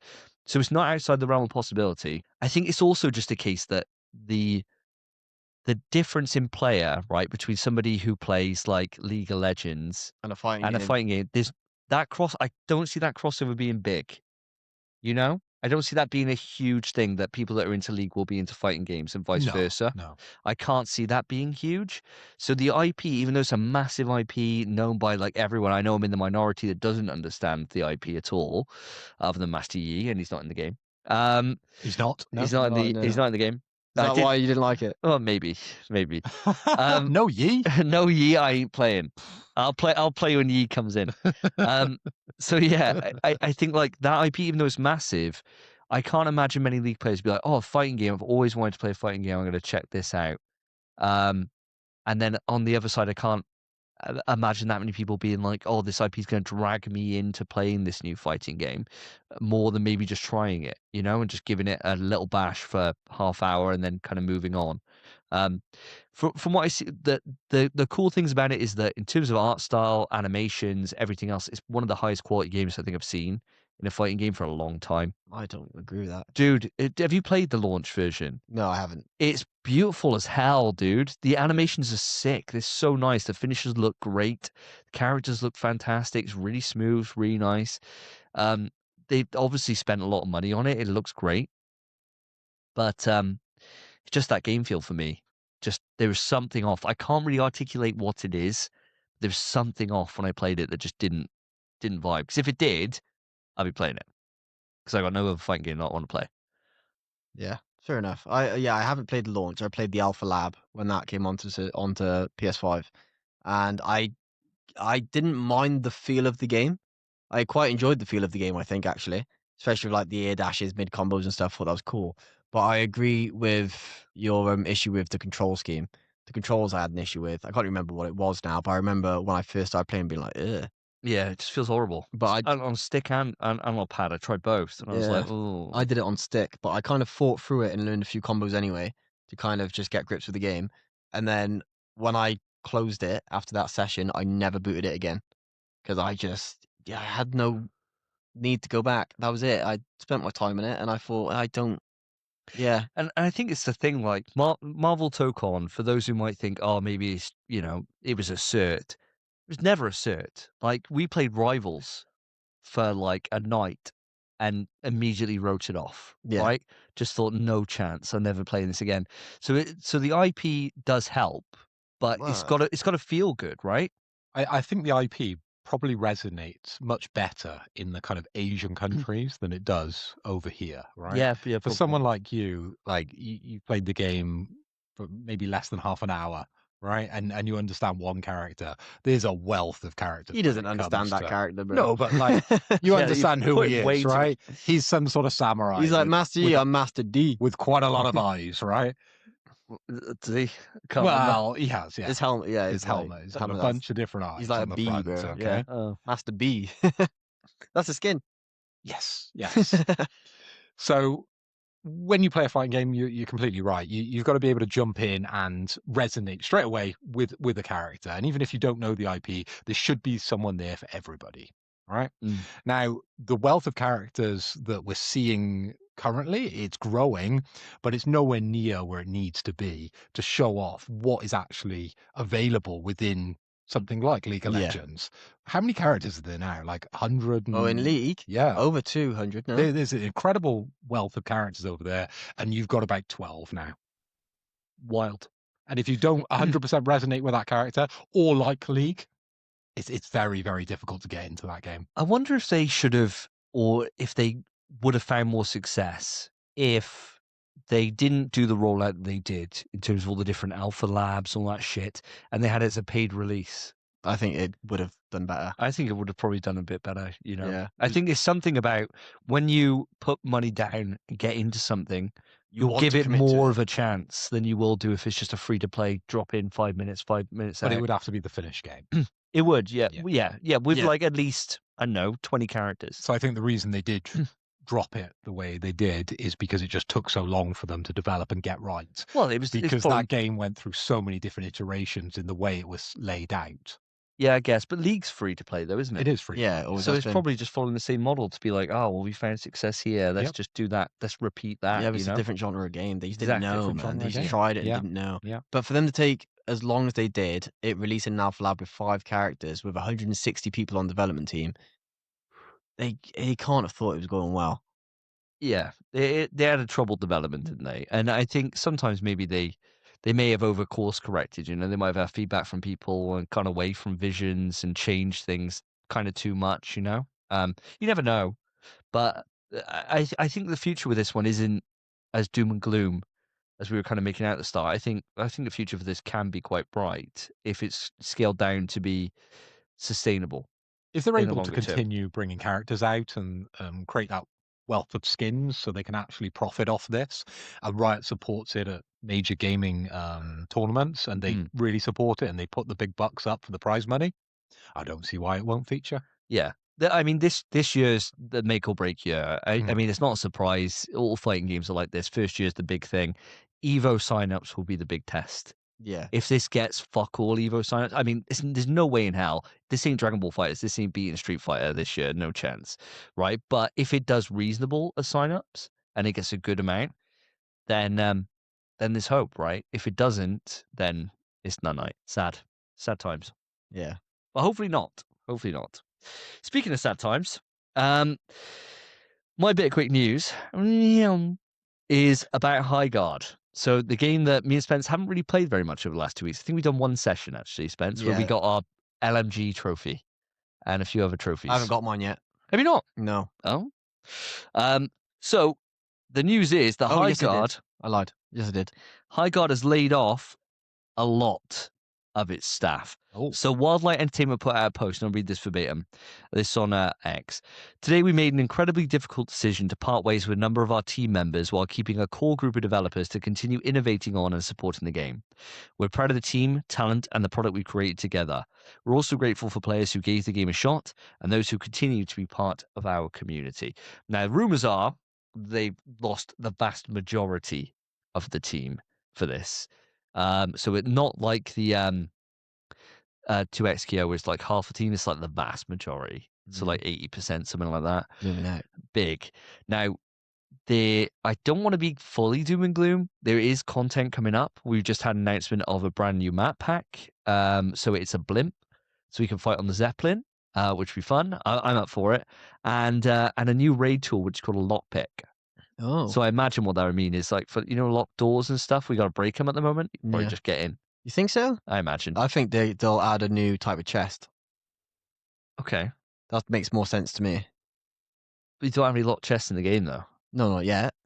Oh, Adam is like but it's a raid tool. So Yeah. it'd be to get into a base, right?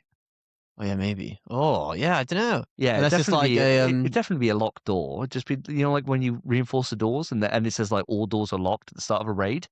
Oh, much that you. Oh, Yeah, that's you what just you walk mean. in. I thought you meant like the doors in the walls where you break them open and go through chests. No. Oh, I know what you mean. Yeah. You start the raid and you go in and like you might reinforce all the doors and you reinforce everything, but it just lockpick. You just no matter if it's reinforced, you just walk in. What if it has? Oh yeah, okay. I got. What if it's like it does a lockpick animation and then there's someone on the other side with a freaking legendary shotgun? Cool. I Nice to don't know. have a fucking shotgun in the game. Yeah. But yeah, so the cool thing is that there's still content coming, but this is very much a case of this seems like, whereas with 2SKO there's hope, right? I think this is on a ticking, it's a ticking clock. The game now. just come out. Yeah, Yeah. it's a ticking clock until this is game over, I think, personally, because the Steam numbers are just in the fucking gutter. People were calling it Concord 2.0, and I think the curse is real, dude. I think we just like games that everyone else hates, because I quite like Highguard. I don't want it to fail. I want it to fail after I got the platinum and after Marathon's out. Yeah, I am happy then. Yeah. But I agree with you. To be fair, I like Highguard, but only because it feels like Apex. Yeah, well, that's it. Yeah, it does. So if it dies, well, let's just play Apex. It's not the end of the world. I No, do it's want not. this platy. I'll happily get this platy. Once I got it, I don't care if it dies. I really couldn't care less. No, It's a fun game because the gunplay is great. it is fantastic. That's it, though, isn't it? Yeah, and That's it. Yeah, the horses. I don't like the horses that much. I think they're a bit gash. Panthers, Yeah, the sorry. Panther squad. Yeah, fine. Wow. And just the way the game works is fine, but there are clear issues that aren't going to get fixed now because most of the staff's gone. They're saying they're going to work on that there's going to be a big patch coming up that will then rebalance a lot of things, introduce new weapons, etc., and so on. But they can say all they want, right? Like, the proof's in the pudding, isn't it? Yeah, And at this point, the question mark's very much on them. I mean, you haven't played the game, Phil, I have not. but hearing that this game's just come out and losing the vast majority of it's lost pretty much all its players. it's lasted longer than Concord now. Yeah, it's lasted longer than 2 weeks. Yeah, that's good. Are we classing that as good? It's Good a win. performance. I I'd mean, give it's it- still live, right? Yeah, it's a win. Yeah. Just not a. I wouldn't brag about it. Not monumental. Yeah. We survived 4 weeks, lads. Well done. It's not Concord 2.0. It was still up. I mean, how does this news strike you, Phil? Well, I think the writing has been on the wall ever since this game sort of got announced, right? Yeah. I think when we first saw it, there was a lot of smirks, there was a lot of smiles, there was a lot of jokes, even within our very pro PlayStation chat. Mm. When Jeff Keighley came out and he gave it the heavy push, every comment underneath his post was negative about this game Yeah. and how quickly people expected it to die. Now, the only positivity that I've really heard from this is from you guys, and I still think it's ironic. It's not ironic. The way you're saying how great this game is. I don't say it's great. I've never said great. I don't think I've ever described this as great. The gunplay feels great. Yeah. Gunplay is perfect. The word great has come out while describing Highguard. Okay, all right. Yeah. Now, you guys wax lyrical for the last maybe 3 weeks about this game. I've never really taken you seriously on this one. I've never thought, this is a game I've really got to jump in, especially when you're doing panther noises. I don't think this is a game that has had any legs from the start, and it's stumbling and now it's dying. It was just inevitable that it was going to go this way, guys. Unfortunately, it is a poisoned space within PlayStation at the moment, and I just hope that poison now has kind of drained away, and Marathon can rise from the ashes of Concord and Highguard and truly give us the live service game that we all expect and want. We can't go 3-3. No. We can't have 3 in a row, bro. We Marathon can't. can't, man. Marathon can't. I think for Highguard, I think it being at the Game Awards was a detriment to it. Yeah. I think it would have seen much better success if it just wasn't there at all. We just shadow dropped. Yeah, if it just dropped and was like, oh, here's a new game, try it out. People would try it, because why not? Free-to-play game. Feel the gunplay and be like, oh, this feels great. Yeah. Instead, people just haven't even tried it because of the sour taste in their mouth from it being the final game. Why was it the final game? It's wild, yeah. Yeah, Well, that- Jeff loved it. Jeff loved it. Oh, brilliant. That put a sour taste in my mouth for it as well, but I'm not one of those people who just starts shitting on things without ever playing it. But I think they shot themselves in the foot being the final game. It just gave themselves bad press. I know all news is good news. It's not really. Not a video Not when it games. comes to live service games. No. No. So I think that was really the first shot to the foot. And now, a lot of the game is lackluster, but the gunplay is brilliant. So, and that's what they should emphasize on, I think. Yeah. Well, we'll wait and see. I mean, I wouldn't be surprised if in the next month or two that we're looking at closure for this. Oh yes. So I think we have to, as much as you want to play, some of your little palate cleanser games at the start of the week, we got to get this play done. Yeah, we do. Yeah. We got to get this play done. Otherwise, it ain't happening. And nothing worse than seeing a 93% sitting on the trophy list. I know, and it's not even Forever. like you can't. Yeah, you We're can't even go close back as to it. shit as well. We're close as shit. Yeah. Like 2 nights, and we got this. Fuck yeah. So we're gonna have to. Moving on though. Yeah. Illuminate. Yeah, let's get some positivity back in the show. Come on, guys. Come on, guys. Yeah, Let's feel beat some it up. energy. I know. We Go. brought it down a peg, haven't we? Brought it halfway down a peg with 2 XKO. And then Highguard. It's like very depressing news. What have you got for us, Spence? All right. Oh, hold on. It's telling me I need to pay Bloomberg. I am not doing that. So, we've had. Why can't I get rid of that? When you click these links, you don't have to pay a subscription to anything. Yeah, what's this? Bullshit, it won't go away. I've read this article on this phone. That's why you're going back in. You have to clear your cookies. Didn't I? He's got it in. He's dropped it in. It's actually truthful on this one. Yeah, it actually works. Hold on. Do incognito browsing if you want to get past it. Oh yeah, say less. So smart. I go for Wheezy sorting that out. It's pretty much done. No, mine is still there. Still there. You're on incognito. Oh, have you got a VPN? One built in. Oh, actually, no, you don't on mobile. I'll clear my cookies anyway. They're all browsing there. Yeah, cookies, cached images, site settings. Use thing. No. I've read this on here. Was it like because it was the day it was released or something? You've got it as well, I think. I just don't read that article. You've got the 2X. Yeah, you got the two other things. You got Herman Hulst's email to employees. All right, yeah, say less. All right. You just mentioned it was originally leaked by Bloomberg. reported by Bluepoint. Yeah. All right. So we've had 2XKO layoffs, Highguard layoffs. Let's hope this quick news is a bit better, shall we? Let's hope. Let's Let's pray. hope. Please bring us up. Bluepoint's shutting down. So we got half the staff gone, majority of the staff gone, all the staff gone. Just getting worse and worse. It is getting worse. It is getting worse. And this one is actually bad. This is sad as hell. This is one I actually care about. So this was first reported by Bloomberg. We now since have kind of an email. Is it an email? What is it? Yeah, it's an email from Herman Hulst. From Herman Holst. Shall I read it verbatim or just go in? I would read it verbatim. All right, say less. All right, here we go. So this is the email verbatim from Herman Holst. Hello, everyone. I want to share an important update from the studio business. As I mentioned in the December Town Hall, 2025 has had some strong highlights within PlayStation Studios. Ghost of Yotei launched critical and commercial success. Death Stranding 2 on the beach, title. Further showcased our commitment to narrative excellence, and Helldivers 2 and MLB The Show continue to drive ongoing player engagement and revenue. At the same time, we're operating in an increasingly challenging industry environment. Rising development costs, slowed industry growth, changing player behavior, and broader economic headwinds are making it harder to build games sustainably. To navigate this reality, we need to continue adapting and evolving. We've taken a close look at our business to ensure we're delivering today while still well positioned for the future.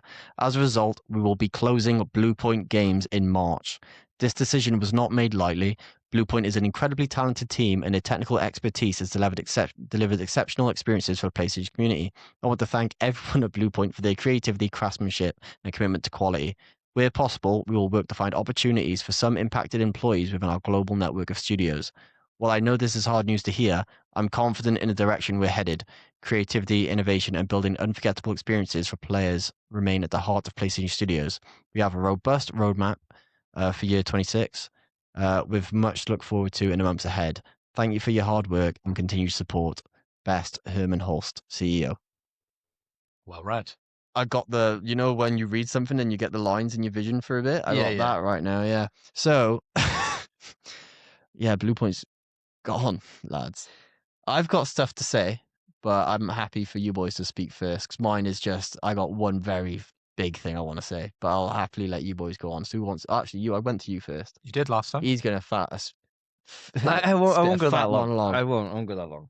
I won't go that long. I'll leave some hanging fruit for you boys. All right. I won't pick the whole tree. This news was absolutely gutting. Like this is the worst news that I've had since the PS4 generation when we saw like a big shutdown of load of studios like Big and things like that, right?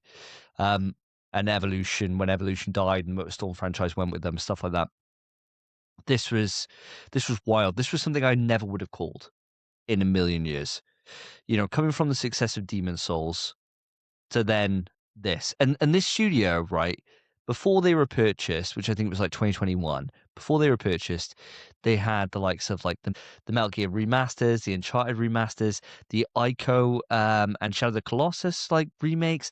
There's so many fucking awesome stuff. Oh, thank you, dude. He said he was going to leave me some Is that fruits. Gravity Rush at the bottom? Did he do Gravity Rush port? Yeah, he did the port Oh for my that too. god. PlayStation All-Stars port to PS Vita. Yeah. Like so many fucking awesome things, right? And then here we are with this coming out of nowhere. It's absolutely fucking gutting. And the only saving grace to try and add some light into this is that it does void the bet that I have that I would have taken 10 shots on. Because the bet that I've got with you boys is that Bluepoint's next title is Bloodborne Remake, and if it doesn't happen, 10 shots, right? There's no game. It's not going to happen. No, but there's no game they're putting out. So it was any other game, 10 shots. Well, There's no game now. We got to listen back to that episode, I think. Well, I got the we need the wording on that. Yeah, I think. we need word for word exactly what you said. Video referee, TMO, as they would say in rugby, TMO. All right, okay, another rugby reference. So that's the only saving grace from this is that I know I'm not going to get 10 shots, but that is the shittest good news ever. It's like finding out you got AIDS, but at the same time they're like, but it's advanced a long way and you can live with it forever now. And it was like baddie that gave them to you. yeah. You're like, fucking great. I got AIDS the rest of my life, but I'll live with it. Okay. So it still sucks, right? It's fucking horrible news. So this is awful. I got a lot more to say, but I don't want to pick the tree dry. So Phil, please take it away. Well, unfortunately, the one thing you did mention you took from me because that was on my mobile of the games that they produced, and the scores that they produced were all very fine.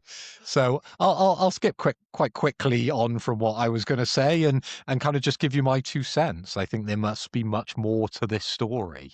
I think a lot of the time when we hear these things, our personal connection with studios can always feel like it's targeted at us. We take offense to a studio being terminated if we had some sort of affiliation or some sort of affinity with the games that they've produced. So much like you could be outraged by it. And I saw that news while I was sat in a restaurant in Budapest having my steak, and the missus went to the toilet, and as you do, you scroll a little bit on Twitter. Of course, straight away it hit me.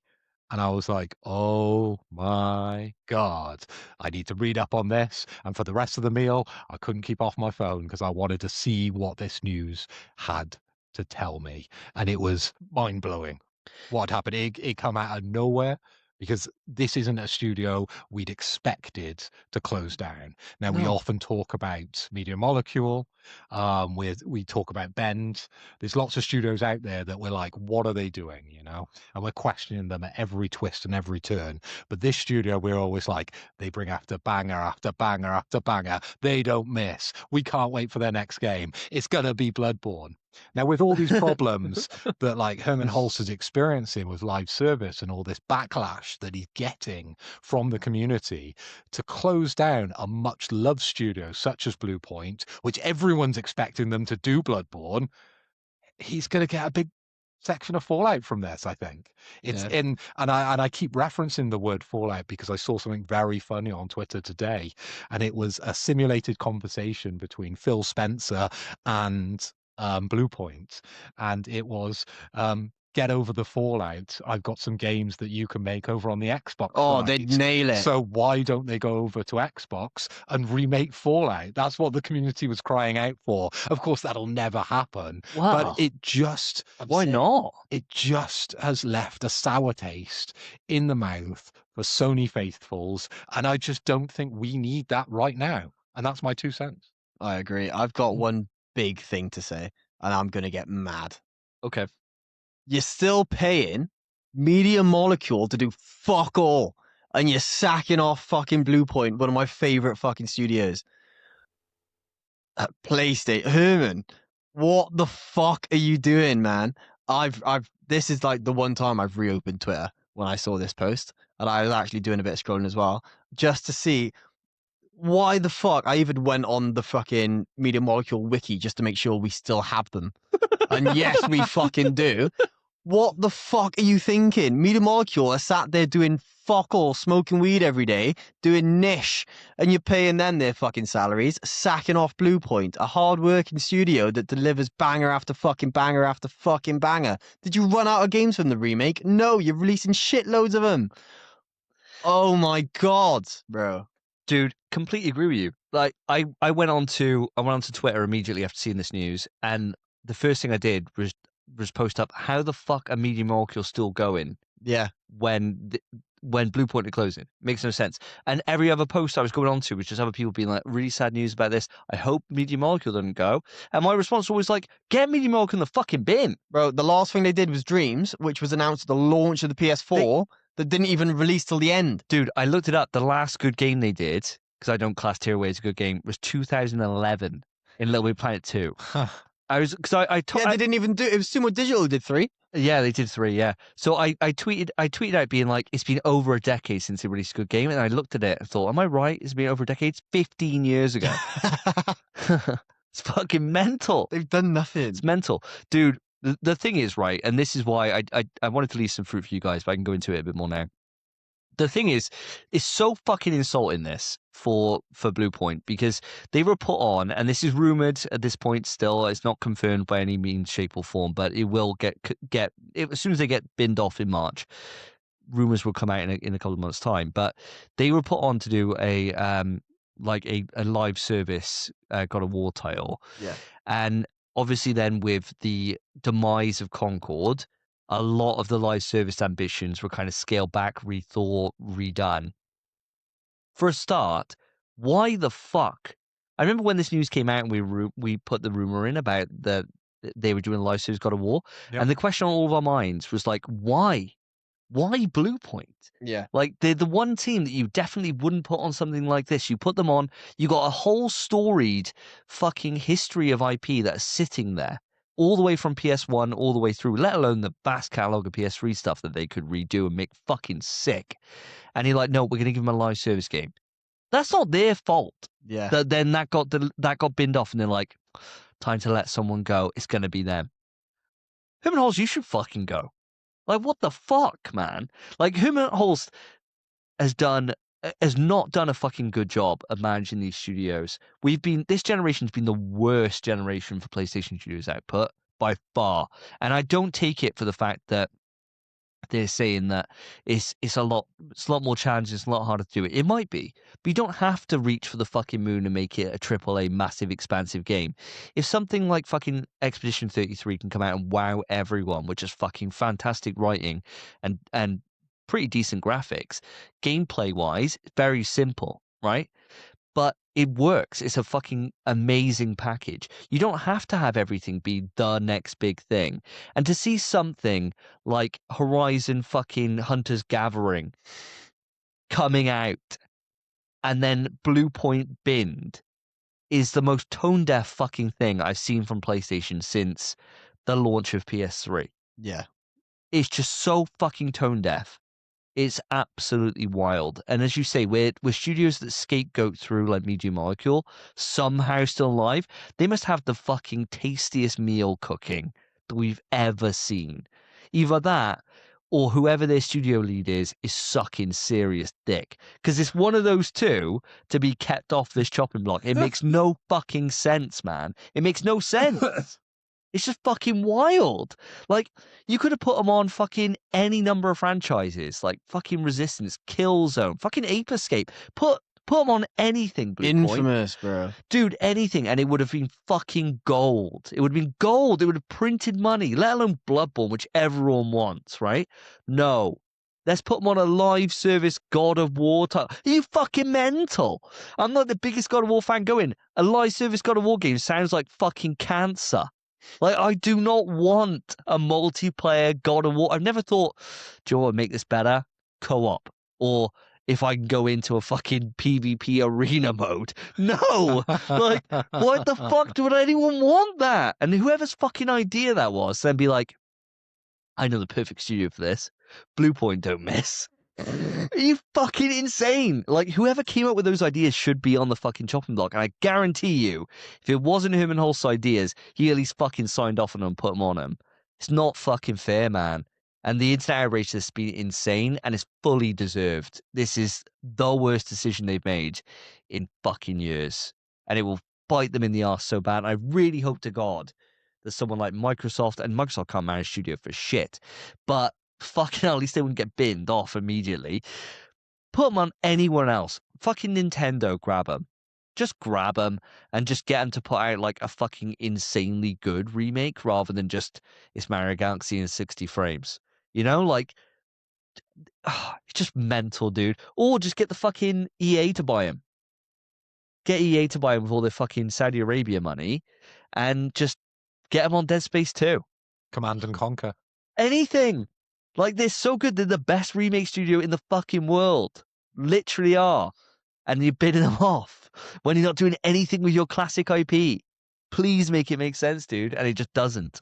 It just doesn't. There's no way it makes sense. Yeah. Fucking wild. You are 4 minutes, 33 seconds. But I agree with everything you said, mate. Yeah.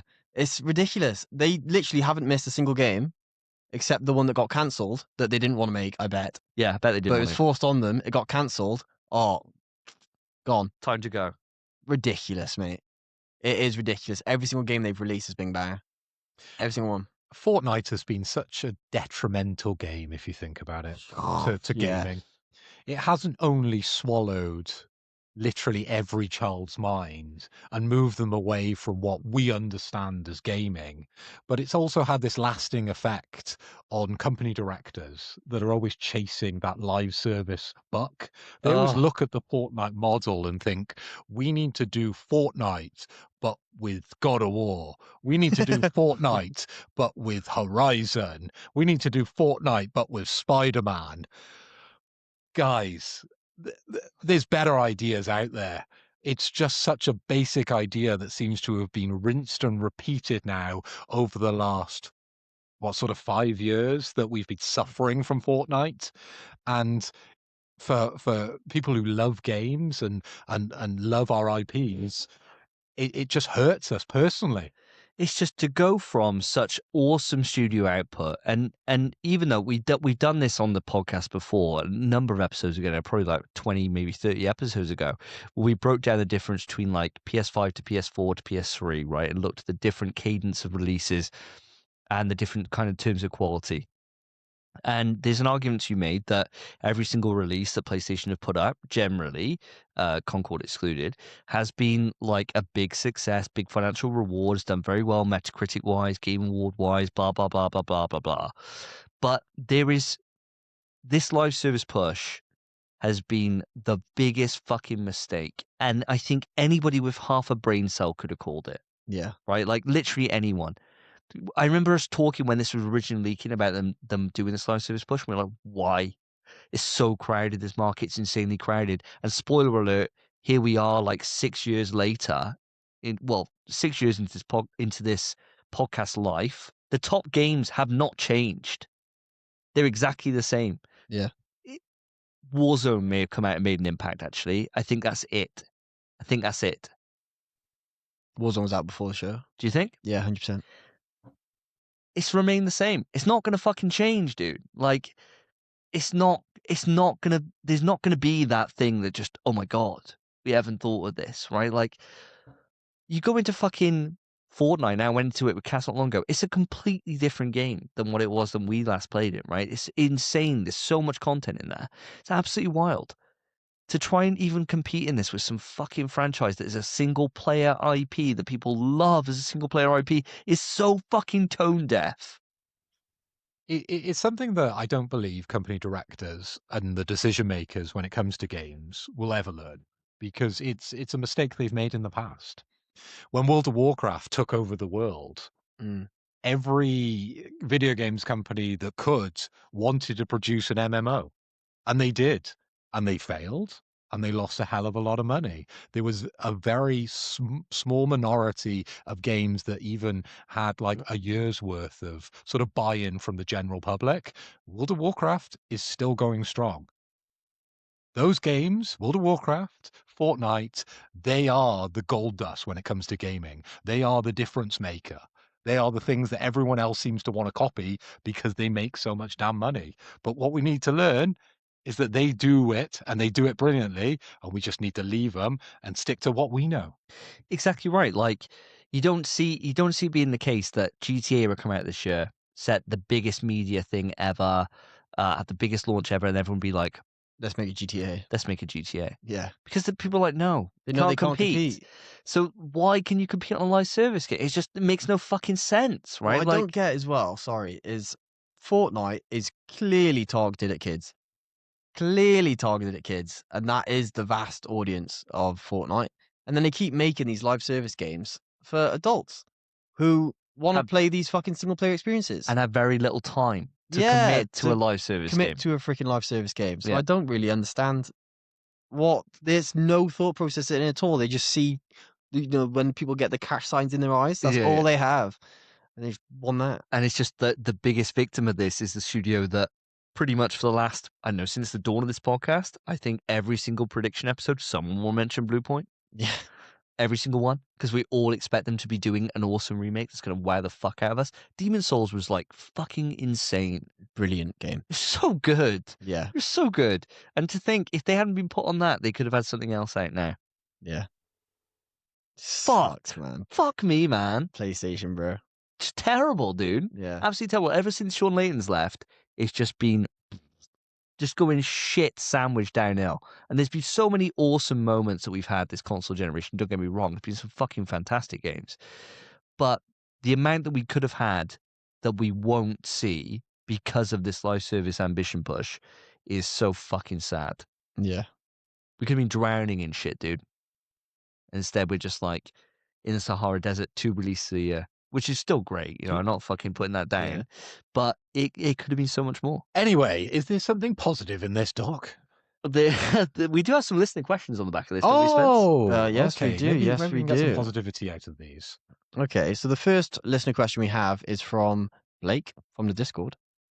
And Blake says, considering the loss of Bluepoint, there are two possible questions. Pick the best one. Why don't we just answer both? What do you think? Let's answer them both. We've Go on got then. Time. So, all right, the first question, which old game would you have wanted Bluepoint to remake if you could choose? Come on. Let's say we can't pick the same one. Oh, yeah. Okay, Bloodborne. Oh, you're going You'd for pick Bloodborne. Bloodborne. Oh, you rat. You little snake, bro. Oh, my God. What a rat. Well, it would make the most sense, okay? Okay. I'm not thinking for me personally, and I don't know how Blake wants us to answer these, but I'm thinking financially for Sony and for PlayStation. If you made Bluepoint, if Bluepoint remade Bloodborne, you would make a lot of money. Yeah, you would. I've got an answer, but I also just don't agree with myself. Okay, But I'll say it anyway. go on. I'll say I'd love a remake of the original DMC trilogy. But Why would they do that? exactly, they'd never do it. And the issue is, I think Capcom would nail it as well because the remakes are so good. Yeah, it's not their IP. I just want a remake of them. I just want them remade. Dude, you can't use that. I want I'm them not allowing remade, and it. Bluepoint would nail it. I'm not allowing it. All right, fine. I know Blake, and Blake will not allow you to do that. Oh, come on, man. I don't. I'm never in that Discord. You're more elusive than I am. Yeah, I'm not on anything, mate. I'm living Oh, life. he's not even in the topic. Yeah. I'm not. Yeah. I don't know. I mentioned it earlier. I would love to see, but I don't think it needs a remake. But I'd love to see Infamous back. But It does. It does need a remake. It's not available anywhere. You can't get it on the service at the moment, apart from fucking. oh, I don't streaming mean it like that a way. bollock. Obviously, yeah. And that like we just got the Metal Gear 4, coming about. If you want Infamous, play the new Control. Yeah, that's Like, if you like DMC and you like Infamous, this game seems to be the perfect blend of both those it looks games. great. I do agree. It looks great. Mm. But the issue is Infamous. It looked beautiful. If you remade it, it'd look insane. The only issue I have with them remaking it is that it's so replayable anyway. It doesn't, as much a lick of paint would be nice, but it doesn't need it. Nor does Demon Souls. Even, still yeah, replayable it as plays shit. exactly the same way as well. Yeah. The code's identical. Yeah, I suppose. Yeah, Infamous. Give us Infamous 1. What There a you go. great ending that game has. Oh. Give us. I'm going to be a cheat here, but I ain't going to cheat. I don't care. Give us Resistance Trilogy. Do it, dude. Like, why not? Insomniac can do fuck with it. Why not? We don't have a shooter. Either that or Killzone. I'll allow Killzone, but Killzone 1, nah. Yeah, but Killzone 2. to be fair, Killzone was already the prettiest game. So if Bluepoint got their hands on it, it'd be beautiful. It would be beautiful, yeah. It Yeah. would be beautiful. But I think Resistance would do better. I think Resistance Trilogy and just do Resistance. Yeah, just do Resistance Trilogy, just remake them all. One after the other, just like they do with the God of Wars now. Do that. With online. Oh With my online. God, yeah, with online, with Yeah. co-op. Oh, bro. Yes, that's what I want. That would be my answer for sure. Hell yeah. PS3 gems in here and a PS4. Right, and then did we cover the second question? Kind of, I guess, but it wouldn't hurt going over it. All right, so the second question is, considering rumors, do you think shutdown is to be expected? So this is obviously referencing the fact that the rumors were that they were working on a God of War live service game. Answering for myself, do I think that's to be expected? No. Because if it was, I would have seen this coming, and I didn't. Because there's... And I must just be wrong for this. I always just thought, when I think about the hierarchy of studios, I think of like Naughty Dog at the top, Sony Santa Monica being just below them, Insomniac being just around the same level, Yeah. in terms of being the Holy Trinity. Like, I can't ever imagine them closing down, right? No matter how many blunders they did, it's all good. You know, you got too many kind of plaudits. Oh mate, they But cut I all would- 3 of them before Media Molecule. I would put Bluepoint there at 4th in terms of being like right there. Like, just because Housemarque, as much as I love Housemarque, and Housemarque might be like right near the top for me, they don't have the critical, the commercial success Yeah. that someone like Bluepoint has had before in the past. You know, they're very much more niche kind of games rather than, you know, like AAA selling millions and millions and millions of copies. So I would have said no, it wouldn't be expected. No matter if they had a failure with the live service, I would have thought the management would be smart to say, Joe, this is on me. And, you know, maybe it wasn't the best idea for this. We've reevaluated. And what do you guys want to remake next? They say, yeah, carry on, fill your boots, Bluepoint. Little well-deserved dig at him in there. Yeah, well, yeah, Yeah. it is on him. Fucking idiot. Yeah. What do you think, mate? Considering the rumors, I think it's never good when we hear a rumor and then it just disappears for a very, very long time. Because it was quite a few episodes that we reported that rumor. Yep. And we kind of speculated over it, and we thought, you know, there's no smoke without fire. It must have come from somewhere. And the more we hear about it now, and sort of the reasoning behind this shutdown, even Herman sort of mentions it, I think, in his email, references it at some point, that they were working on a busted game, you know, obviously not their choice, but I can't expect any of the games that they've worked on as really being their choice. They strike me very much as a studio that takes what they're given and does a very good job at it. Now, it's not to say this live service game was terrible. I just think the current atmosphere around live service was so toxic that he couldn't have one of his biggest IPs in God of War being risked at that level. And that's my take. That's my opinion on it. I mean, Because we never got a playtest. No, We thank never got God. to see the game. I don't Thank think we ever got God. close to it, mate. So I think he cut it at that stage. They realized they lost the money they lost. And now Haruki Totoki, he's cracking the money stick. Yeah. And they're at the bottom of the pile. Maybe he's they can't be, can they? Media Molecule exists, dude. Like, You don't know what they're working on. oh, it's got to be mate. something You golden, don't know what they're dude. working They on. can't be There's working some- on anything, mate. There's got to be something there. There's not. There's a mate. bigger picture. There's There is not. a bigger picture. The picture's so small. There's something we don't know here. Yeah, why are they still there, bro? And it's not because Yeah. they're making something. It can't be. She's sucking dick, or he is. Whoever the fuck is the Both, lead, dude. fucking, Whoever the whole every studio on member the of that nosh. staff is sucking the most dick, bro. Yeah. Oh my And god. it's got to be top game as well. Oh yeah, It's got to be the kind of game you're like, you're holding on for dear life, dude. Ah!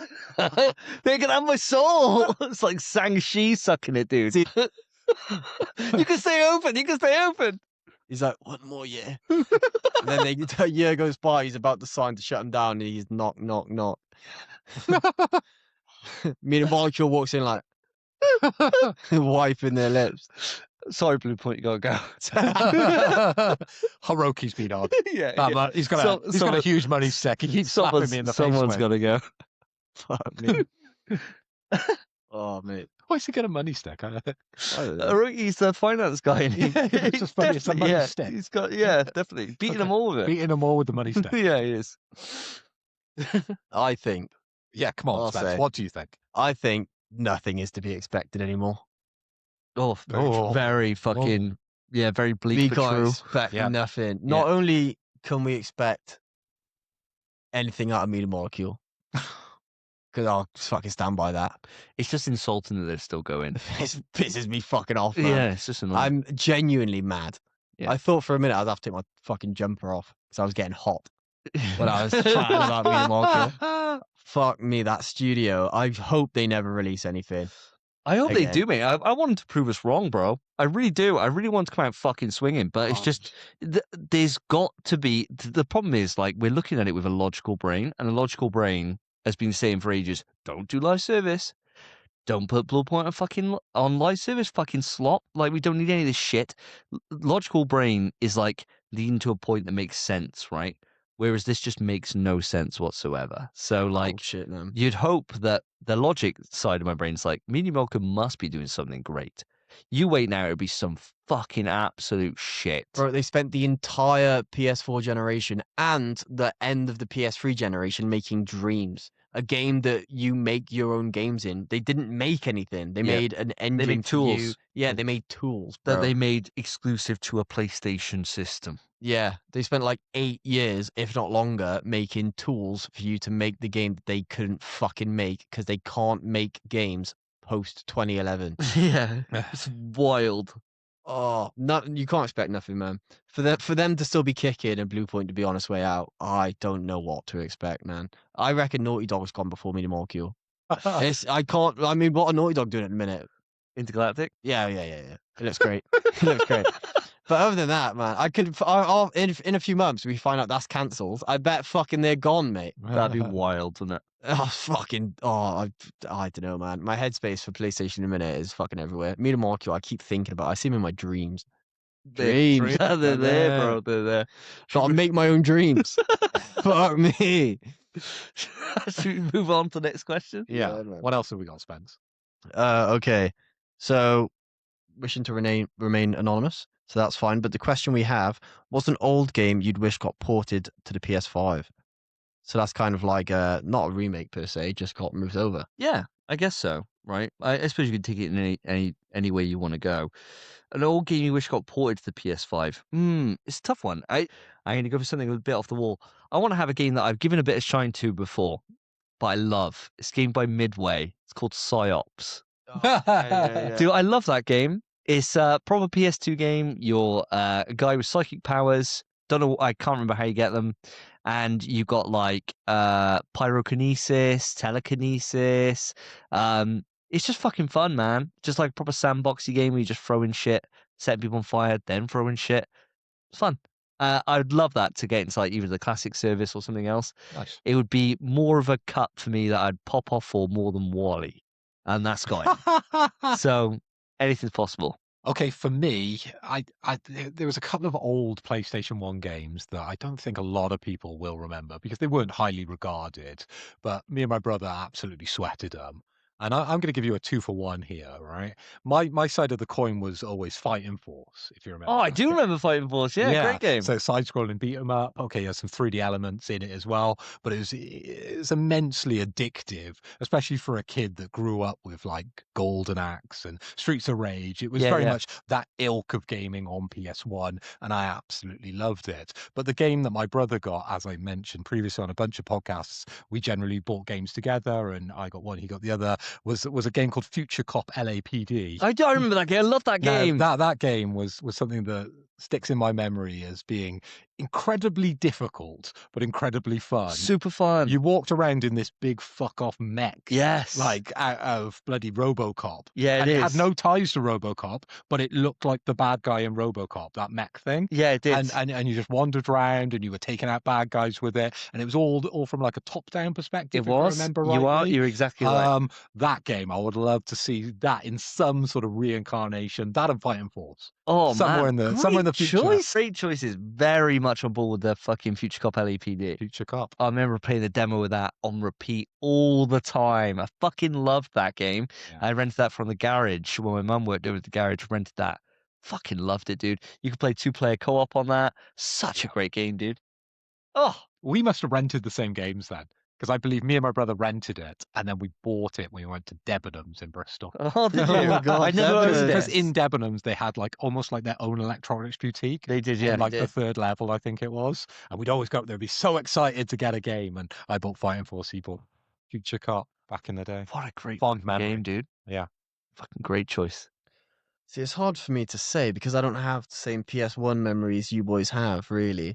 The old game came straight to mind that I'd love to play on the PS5. I've just looked up and it is on PS4, so I can play it on the PS5. But I suppose I'd like a remake of it. And it kind of ties into the infamous, what I was saying, Prototype. Oh yeah. Oh, I'd yeah. love Yeah. a remake of Prototype. There's Rumours. I know. I haven't included them in the show because I'm not a massive Prototype guy. But there's rumours circulating at the moment that they're working on one. Prototype's sick, man. It's like you're playing as Venom, bro. Yeah, he was more edgy, wasn't he? I think Way like more edgy, yeah. because like Infamous was released around the same time, it was like kind of the Sonic and Shadow thing. I never was into Shadow It was, too yeah. much, right? Like That's crazy. You'd expect you to be so in the shadow. I know, and I hate Shadow, and so it's I hate him.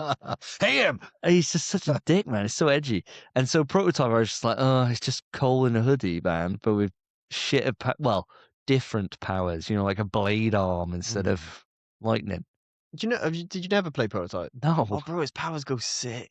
Yeah. Yeah, you fully like absorb people. You have stealth missions where you so you can turn into other people you absorb. Right. Mate, the shit you end up getting to do like late game with those powers is nuts.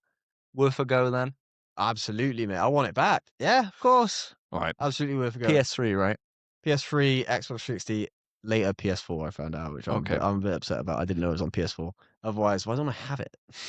Yeah, I when could did that play come it out? now. When did that come out? Yeah, it came out like 2010, I think 2011. Oh wow. I just had the wiki open, so I could check. No, it's fine. It's not that deep. So we've got one more question, Spence, that relates to Bluepoint. 2009. So the last question is from a good friend of ours, Red CD, and this is through the Discord as well. God, Discord's getting a lot of love lately, mine, isn't it? Yeah, man. Yeah. Wow. You got to get on this, Spence. So Casey said, or Red CD has said, in news of Bluepoint, what 3 characters would you love to have a PlayStation All-Stars Battle Royale remake? Now we had just peek behind the curtain, audience. We've got a doc which is like about evergreen questions. So it's questions that I could bring to the show at any point if we needed to. And one of them is about this exact thing. I don't think we spend forever on this because this would be something that we'd spend about an hour on, I think. So This is crazy as well, because last night I watched a video about what they would do if they remade PlayStation All-Stars. Like a 20-minute video. oh wow, might give you some ideas then. I don't want to start first because I can probably get some off the wall ones. I would say the only rule with this, right? I know Casey hasn't put a rule on it, but I'll put a rule on. They've got to be related to PlayStation in some way. In some way, yeah. You can't be like, oh, I want a Mario. Like, it's never gonna no happen. crossover characters. Yeah, we no. couldn't have Master Chief. No. It's got to be related to PlayStation and be someone that and you got a huge choice here because there was loads of characters that were in PlayStation All-Star Battle Royale that why were they there when some of the big ones weren't, Yeah. The first Battle Royale. Looking ever, at you, by the way. Raiden. So what do you think? And we can't have like cars from Gran Turismo. Why not if you want Yeah, it? of course. Yeah, of course. Why not if you want? Yeah. You have the wipeout car if you want to have the wipeout The car. Wipeout car, yeah. Yeah. Which you can. You have one from Tokka All Stock Racing back on Yeah. PS1 if you want Ridge it. Racer car. Yeah. A Ridge Racer babe. Yeah, you could do. Yeah. Yeah. yeah, Sign. yeah. Hell yeah. The bird who goes like this. Yeah. Waving the flags. She'd be like, we fit. She would be like, we fit. Yeah. Just like one of these. That'd be a nice overhead up smash. Up till it, yeah. And then she's got And then like that's it. the wave there. She waves the thing. She comes out 3, 2, 1, go. That's all she does. And then waving the flag at the end. And the That'd be a final jam. smash, the final smash is everyone's over there. They all run to the right. Whoever's last loses. And Yes. loses their stock. Yeah. Yeah, that'd be cold. There you go. Terrible. So, who wants to go first on this? I'll go first because it's an easy one. Got Go on it. then. Goated fucking character, Ellie. Okay. Okay. Of course, she'd be class. Shanking fuckers with a knife, whipping out a shotgun. Maybe she could craft some shit. Yeah, boy. All right. Well, mine's obvious, isn't it? You got to have Sam. Sam Porter Oh, Bridges. yeah, fair enough. You All right. know, we haven't seen him outside of Death Stranding just yet. All right. And possibly could feature in a fighting game. I could imagine quite a lot of interesting ways to, include some of the box action. Yeah. Throwing boxes at Yeah, it'd different be people. good. His grab would be smashing good. Just put him boxes. on the back. Yeah. He topples He's over, got, falls he's got over. weapons. Bring out the guitar. He would have the trip mechanic. Yeah. Oh, that'd be great. To bring back all the shit from Raw. So I'm gonna go into the pocket, but it's an obvious one. Lara Croft. Yeah, How she wasn't there in PlayStation All Star Battle Royale is fucking criminal. good shout. To be fair, my other one would be the better version of what we had in All Stars Battle Royale, Dante, the actual Dante. Oh, you don't want DMC. That Yeah, we had remake Yeah. Dante in Battle Royale for some fucking. I know it just released. I get it. Come on. Yeah. What was he doing in there? Capcom fucked over Fucked that it so up, bad. bro. Yeah. It was awful. So give me OG fucking. Give me like DMC5 Dante or the rumored DMC6. Oh. All right. I'm going to go for someone who's been in a fighting game. Okay. Because I think the transition would be quite easy to include some of these moves. I'm thinking about a legendary character that I would have played quite a lot of on PS1, I think it would have been. And that would have been Eddie Gordo. Eddie Gordo out of all of Tekken. Yeah, You want brilliant. Eddie Gordo. You don't Because want of- Hayachi Mishima. Definitely not, mate.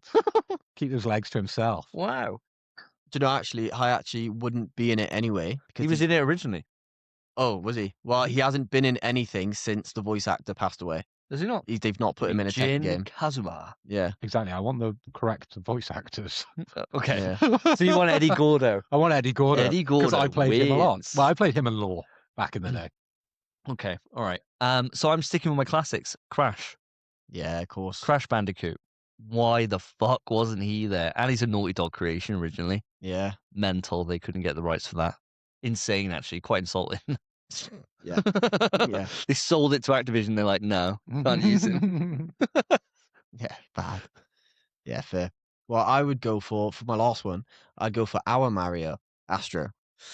Yes. Good choice. Good choice. Good choice. Astro Great would choice. slap. He's got that little spin jump, and his moves, his specials could be inspired from different characters out of all the suits you wear in the game. He's got the dog. He's got the fucking chicken. He's got loads of shit. that Yeah, you can he's do. got all Yeah. that stuff. His final smash could turn into. You could get like a group of freaking Consoles with him. things. Yeah, Mhm. consoles could Yeah. fly in. Yeah. It'd be sick. And think of all the alternate skins. Yeah. Sick. And the mate. levels would be great as well. Yeah, man. Mm. It'd be good. It'd be good. So Astro, easy. Should Great be in choice.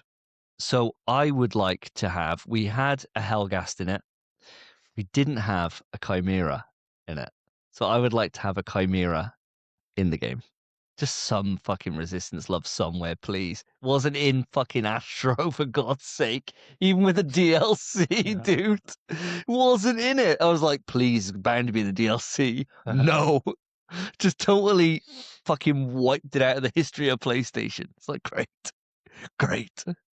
Get Hellgast in there. And I was like, there's hope. No Chimera. So I'd like a Chimera in there. Okay, and then for my last one, we're going to broaden out Uncharted. I think if we've got Nathan Drake, we need his partner in crime. We need Victor goddamn Sullivan. want All Sully right, in you want there. Sully? Yeah, bring Sully in. Sully. Why not? My God. Great choices, man. I thought for sure you'd just say a Helldiver or something. Yeah, possibly. That would have been a good I shout can as see his well. Or down you could have- B yeah. just being another Helldiver coming and crushing him. Yes. He comes back out. That'd Yeah. be so sick. Yeah, that'd be sick. It'd be a really good one. And like the optical, all his things would be put down, wouldn't it? Yeah, all the stratagems. Yeah. The stratagems. It'd be class if you had to put the code in as well. Oh, so sick. You're getting smoked while you're trying to do it. Yeah, it'd be fast though. I mean, another honorable mention that I would have gone to is just Jin from Ghost. Yeah. I think that's an obvious one. But great question. All great questions. Thank you ever so much for everyone for writing in. Thank you for the Discord. for showing up and giving us some questions. Appreciate each and every one of you on that. I think that brings your quick news to a close. Yeah, it does. Wow, what a big one. I know, it's Forgot we were massive still one. on quick news. A big one, yeah. So here's my last one, and it's going to be quite short, I imagine, because I don't know how to take this. All right, so I'll be looking forward to hearing your thoughts. So what happened is there was like a Comic-Con kind of thing where Chris Judge was there, the voice actor of Kratos, and Christopher Judge. Sorry, I forget his name full, and someone just went up and was recording him in secret. He didn't know, and they asked him about the God of War remakes and about the new game that Sony Santa Monica are apparently announcing in the summer, which has been heavily rumored. And so he confirmed, well, he said a bunch of things, which he's since come out on Twitter to be like, no, I didn't mean this, blah, blah, blah. Obviously, someone from the studio is calling and be like, Chris, You fucked it. you fucked up, bro. So apparently, the God of War remake will have new combat, new systems and content.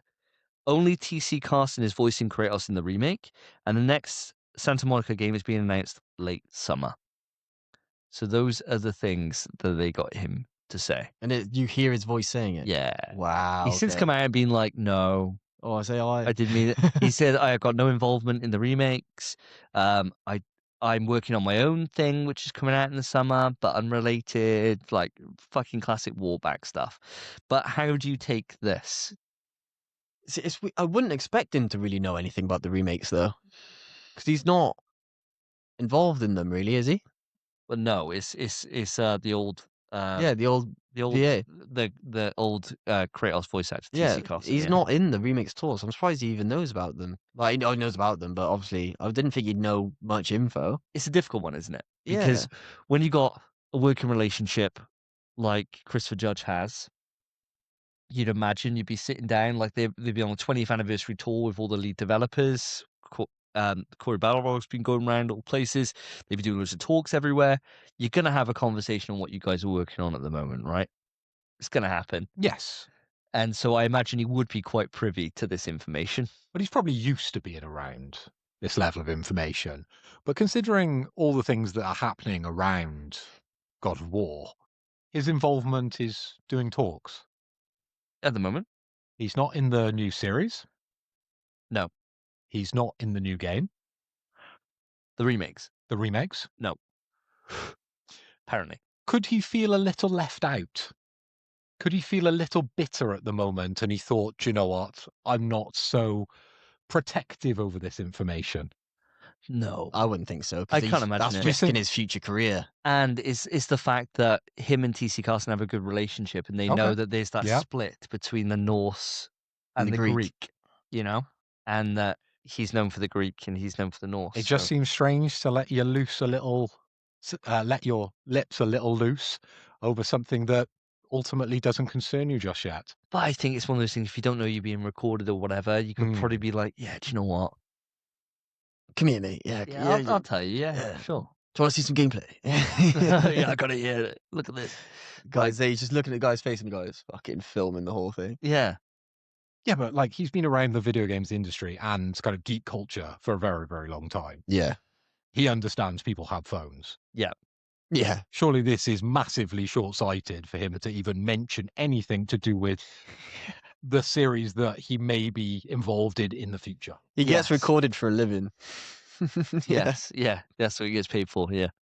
He is an older gentleman, so we can understand that potentially he may have just not been thinking about this and he just thought, everybody's kind and I'm just going to, talk about it because that's what people are asking me and I want to be part of this because currently the focus isn't on me.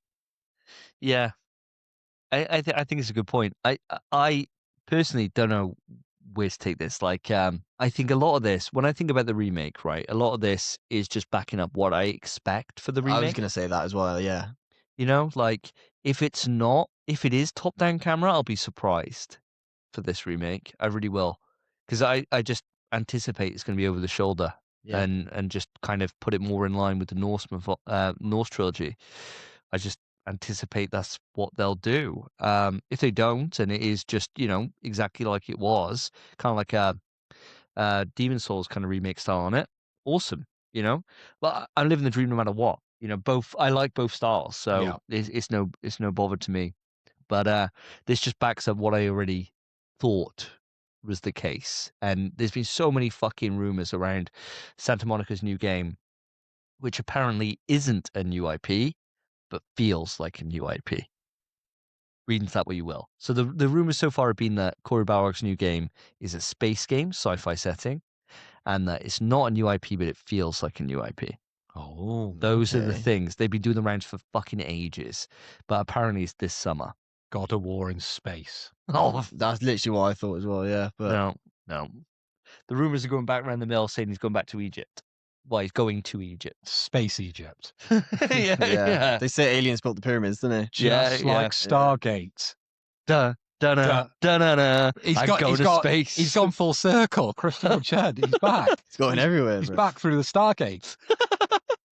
Yeah, straight from the Stargate into Yeah. slicing some heads. Yeah. Yeah. Yeah. When's he Of going to Ra. tackle Catholicism, man?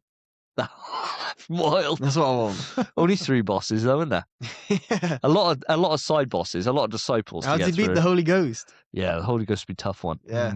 Yeah, Yeah. you need something for that. Maybe like, That'd be like the Heimdall fight where you just can't hit him. yeah, it'd be tough. Now you need a Yeah. boy with a broken leg. Nightmare Before Christmas. Not Nightmare Before Christmas. What's it called? I don't know where you're A going with Christmas this. Carol. Oh, that's where you're God. going. What Wow. a reference. And a Muppet one as well. I bet It it's from was. the It Muppet was one. the Yeah, Muppets, bet yeah. it was. Oh my god. Maybe like one of the upgrades you can get in the God of War Christianity would be the like burning bush. You get that, and you just get the burning bush there, and you're like, that's a voice from God, and Kratos just snaps the tree off, and he's just got Yeah. the burning bush. Fucks it up. It'd be quite boring though, wouldn't it? Christianity one, because there's a lot of like epic shit that happens in Christianity. Like parting the sea is pretty fucking big deal, right? That's a big deal. Red Yeah. Sea's pretty fucking big. Entire world gets fucking flooded as well. Yes. Yeah, I suppose Old True. Testament God's pretty nuts, right? There's a pretty lot of wrathful. pestilence. he Yeah. hated people. Bro. Yeah, there's a lot of shit going down in Old Testament. A lot of bugs killing people, Yeah. firstborns getting murdered. Old Testament goes wild. Yeah, it goes But- crazy. But New Testament drops off a cliff. Like, finding a lot of fish. You wouldn't be looking forward to the second game. would you? No, you wouldn't know. No, No. get announced, you'd be like, oh, Yeah, yeah. fuck's sake. And I mean, Jesus got bodied by people, right? He didn't get like taken out by Kratos, did he, and crucified. It was just a few people threw a few stones at him, locked him up, chucked him on a cross, Bob's your uncle. Yeah, but just like Kratos, he came back. We shouldn't He say did. Jehovah. Yeah. But yeah, Life of Brian quote there. Egypt's definitely the one that the rumors go into with the new God of War. That's all the rumors I know of, that I'm aware of, that I don't include in the show very often because they're very much people saying shit. But this is just extra fuel to that fire, I suppose. Yeah, it's fine. I agree with what you said. It is what we expect anyway. Fair enough. Well, with that, I think we should move it on. Okay, guys, this is the last quick news of tonight, and I'm bringing you to the finale with a bit more negative news, unfortunately. So we've just had we've just had some information from Sony's last earning call. So the CEO, Lin Tao, has said that they're planning to minimize the impact of the rising price of RAM that everyone is being affected with currently by monetizing the installer base. So unfortunately that means that potentially we're going to see an extra couple of quid when it comes to our current subscriptions and things like that on PlayStation. So it's going to hit everybody, and unfortunately Sony is a business at the end of the day and they do need to earn the money that they need to earn, and it's going to hit us in the wallets, guys. So look forward to that. So it's a bit more doom and gloom for you guys. Yeah, I think it's one of those things where it sucks, right? It really does. But in a way, it's offsetting the people getting into the console, right? So they can keep rising console sales going rather than it being like £600 for a PlayStation. Like, you look at the Xbox at the moment, Xbox is so expensive to buy in at the moment now because of the RAM shortage. That, I mean, why would you buy an Xbox anyway in the first place, right? Fucking dead ecosystem. But also, the cost of it is just outrageous, right? Like, I think it's something like 50 quid difference between the Xbox Series X and a PS5 Pro. It's like, really? yeah, it's like not far off at all. It's really not. It's absolutely insane. So they're trying to limit that by saying, right, well, we'll just mug us off a bit. And depending on how many people we have in the ecosystem, as long as that remains quite high, then hopefully the impact won't be huge, right? That's the only benefit from this. Like, someone's going to lose out, but if it's the difference between somebody joining in, like a kid wants a PlayStation 5 for Christmas and they got to pay £700, or me paying an extra pound on, like, an extra pound a month on my subscription or whatever, I don't mind too much, you know? Like, I won't really notice that. If the price goes up so egregiously, then I'll be walking this back fast. Yeah. You know, fuck that kid. I've been in the PlayStation ecosystem for years. But right now at this point, I think it's the lesser of two evils. All those shareholders just go, because you've been so loyal to Sony, we're just going to absorb that price increase and just take one less holiday, one less day on the boat. Capitalism works like that. Or just let go of me a bloody molecule, mate. Yeah, couple Fuck studios. me. Maybe that is the key. Fuck, you're still paying all them. Because I find it egregious that I've got to pay to play online anyway. So I always resent paying for PS Plus. So yeah, cut Media Molecule, save me some money. Like, free that's PS the Plus biggest, for all. that's the biggest argument here, guys. I think that news would be the best news ever if they're like, and this has very much been a doom and gloom. I didn't realize when I put this doc together how doom and gloomy it is. Devastating, yeah. When we got a juicer. I'm glad JRod's got some nice information to tell us in a little bit. Yeah, it's fucking devastatingly bad. I didn't realize it at the time when I put it all in. You know, I collate this over 2 weeks, so you know it's been shit sandwich, but it's it's kind of been spread out. But reading it through, any good news? No. PS Plus games. Yeah. Oh, great. Yeah. That was it. Spider-Man 2. Yeah, That's literally it. Oh my god. yeah. The rest of it's closures, closures or layoffs, bro. Things costing us more and money. we're going to pay more money. Yeah. We got a great episode for you. Brilliant. I also wouldn't mind if it did just increase a little bit. But like you said, if it was egregious, I'd probably walk it back too. But it depends. I do think of PS Plus as just a good deal.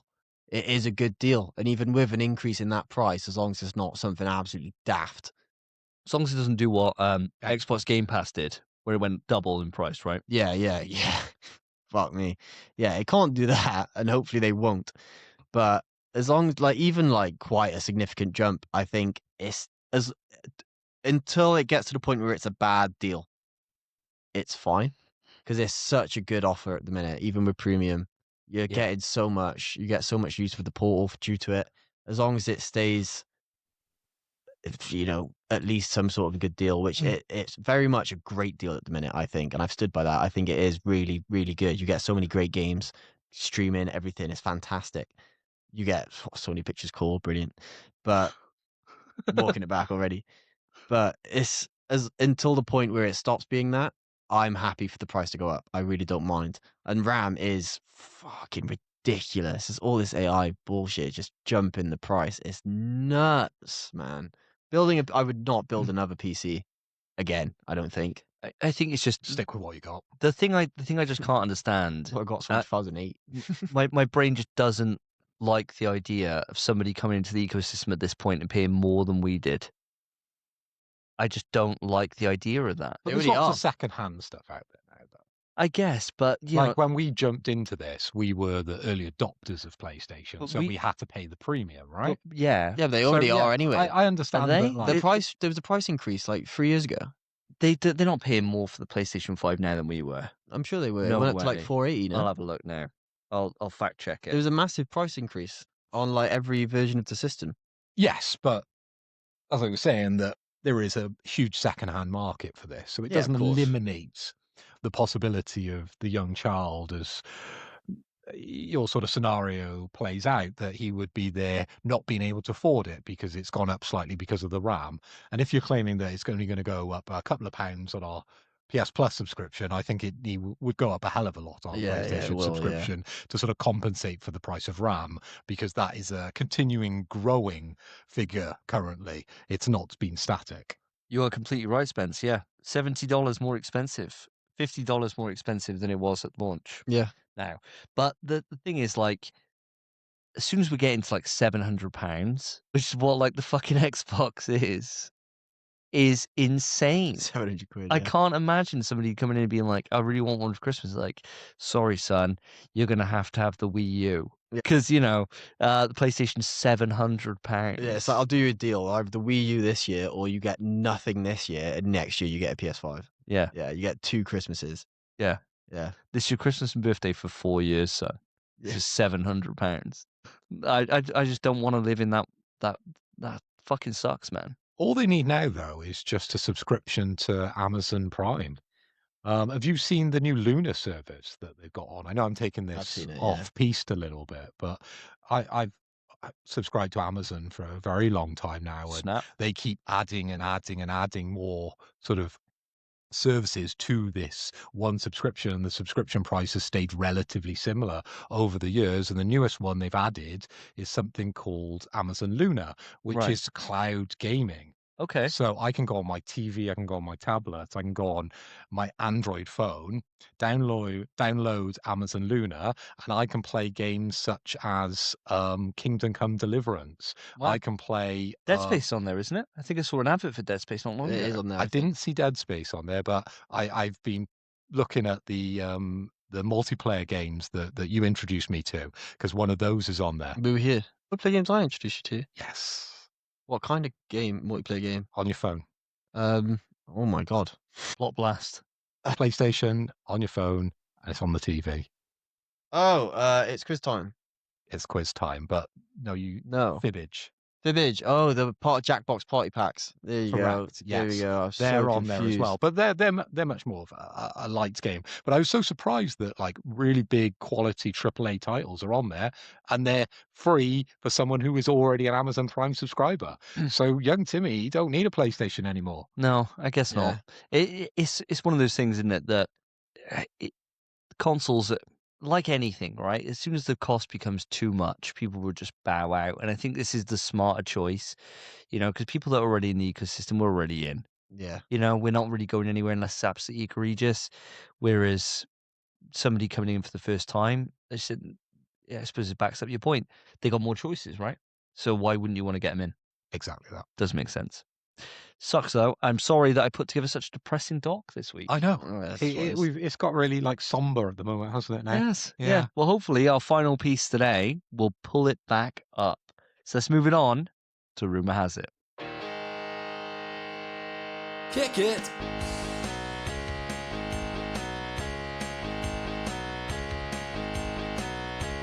Wake up with a rumor and you don't wanna go. You ask if it's confirmed and they still say no. Well, I tell you what, lads, it's been a long time since we heard that jingle. It is a rumor. We are here. A rumor has it. So this section is specifically for rumors, right? And it's one of those things that I've just been incorporating into the doc as general, but this was one that was an extra one. And I thought, actually, there might be some sunshine in this. So let's move this to a different section. A little bit of a bonus for our listeners Yeah, it after is. the last 2 hours Of of doom and gloom. fucking hell. So here we go. The rumor is a standalone Venom game is currently in development at Insomniac Games. It will star Eddie Brock and will likely be similar in size and scope to Miles Morales. Venom is set to release sometime after Wolverine. So, as always with rumor, and for those in the audience that haven't heard this section for a long time, you probably forget, I want to get your thoughts, boys, but I also want to know if you believe the rumor is true or a lie. Phil, I'm going to come to you first. Okay, I absolutely love this idea. I have been championing this idea since we had Spider-Man 2, and we all expected Venom to be the main guy in it. But ultimately, he was kind of a side bit, and then kind of the end of the game, which didn't have the payoff that we all wanted and expected. And the story was a little lacking when it came to Venom, I felt anyway. So yeah, I would very much love a standalone Venom story. Could very much explore some of those very classic storylines that we've come to love over the years of loving Spider-Man and the franchise. Similar length to Miles Morales would be perfect for me. Yeah. Like a short game. Yeah, it's fantastic. Miles. And Yeah. Miles, I would say, probably is my favorite out of the three, even though I probably have the least connection with Miles in terms of story. I would say that one just because partly the length, partly the game itself. I would say that was probably my favorite out of the Soundtrack three. bangs. Yeah, as well. soundtrack slaps. Yeah. Soundtrack's up there. Do I think this is true? No, sir. You don't, do you? Definitely not just yet. I think we're going to be waiting a fair bit of time before we see another game because they're so locked into Wolverine at the moment. I think it would be a big deal for a studio to be able to be producing this and Venom at the same time. Fair enough. I'll save my thoughts. Spence, over to you. Yeah, I think I want it. I want it. I'm not a big Venom guy. I don't fuck with Venom like that. I don't know why. I never have. I've just never liked Venom that much. Wild. Yeah, I know. I think you'd expect me to like him, but Yeah, I the just- prototype guy, the fucking Shadow the Hedgehog guy. I'm not doesn't the like Shadow that. the Hedgehog guy. What the I'm fuck? putting this on you now. I'm putting this on you I now. like prototype, bro. The angsty teen over there. he That's is, yeah, no. crazy, bro. You like all the edgy characters, mate. Shadow's just a bit too. He's too much. He's trying too hard. Yeah, but Venom, man, I've just never. I don't know. I've never liked Venom like that. I don't know why. I haven't read many Venom comics, to be fair. And I just love the classic, like Doc Ock, Green Goblin, the Yeah. more standard, like bit of goo that came from space. I'm like, fucking, come on. It's a bit oversimplifying the It's like symbiote, but daft. I'm like, what the fuck? And then it stretches off. You got all these other ones as well. I'm like, come on, man. Yeah, daft, man. I like the thing I like with Spider-Man mainly is that he's smart, and then all of his enemies are typically like inventors as well. Yeah. And then you got Space Goo, and I'm like, sometimes he's manufactured, I'm sure, but like, come on. he's jacked though, dude. Yeah, who cares? He's bro? jacked. Spidey isn't, and he's like, oh, I'm Spider-Man, but dark and massive. As strong as hell. Who cares, man? I don't fuck with the symbiotes like that. I don't know why. Fair. I do want to read more, but I haven't. But I do. I just don't fuck with them. Did you watch the movies? Yeah, of course. And did that put you off the symbiotes? Yeah, maybe. Yeah, Especially maybe a little watch the bit. Yeah. Venom movies. Yeah. Jesus Christ, that's a hard Yeah. watch. I've watched the first 2 Venom movies. I haven't watched. Wait, how many are there? 3. I haven't seen the third one either. I haven't seen the third one. bothered with the third one. No. I stopped at 2. Now, Two I am were- a Venom guy and I love Venom. I've used Venom as my moniker for many years, right, Yeah. within video games. And I went to the first movie with such high expectations and I came out there hating my life. I like the first one. The first one is the most average movie ever. Yeah. It was very average. Second one was diabolical. Yeah. Yeah. I like the first one. Like I like, say, Black Widow, where it's a fun watch. You know, I like Black Widow. I thought it was alright. I thought it was fine. I thought if Red Guardian wasn't in it, it'd be shit. Yes. Yeah. Yeah, it would. Yeah. But he's in it, so it's Yeah, good. Brilliant. Yeah. No, I think it's. I like what you said, where it's hard to see in terms of believing this. It's hard to see them pulling off Wolverine and this at the same time. But dang nabbit, I believe it, brother.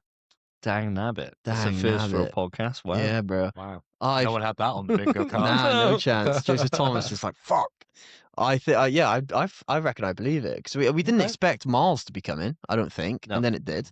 That wasn't. Wow, it was put quite a while after Spidey PS4. Wasn't. Was it not? Was No. it quite quick after? 2 years later. Oh yeah, and freaking. Well, to be fair, Spidey now we know was 2023. We fact checked that today, but Wolverine on the way. Yeah, it's hard. It's hard to gauge, man.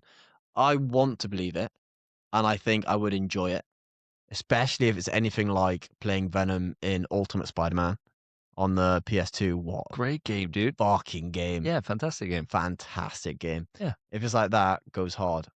I believe it. I want it to be true more than I believe it, but I believe it. And yeah, I'll fuck with it. Weren't we supposed to have a Carnage game? Well, there was rumored that it was going to be Wow. DLC, wasn't it? And then that got pulled because there was supposed to be speaking of fucking doom and gloom, there was a live service Yeah. Spider-Man game, wasn't there? Yeah. There was like Spider-Verse. a thing. Spider-Verse kind of thing Mm. that Spider-Man 2 was always hinting about if you do all the Easter eggs and stuff.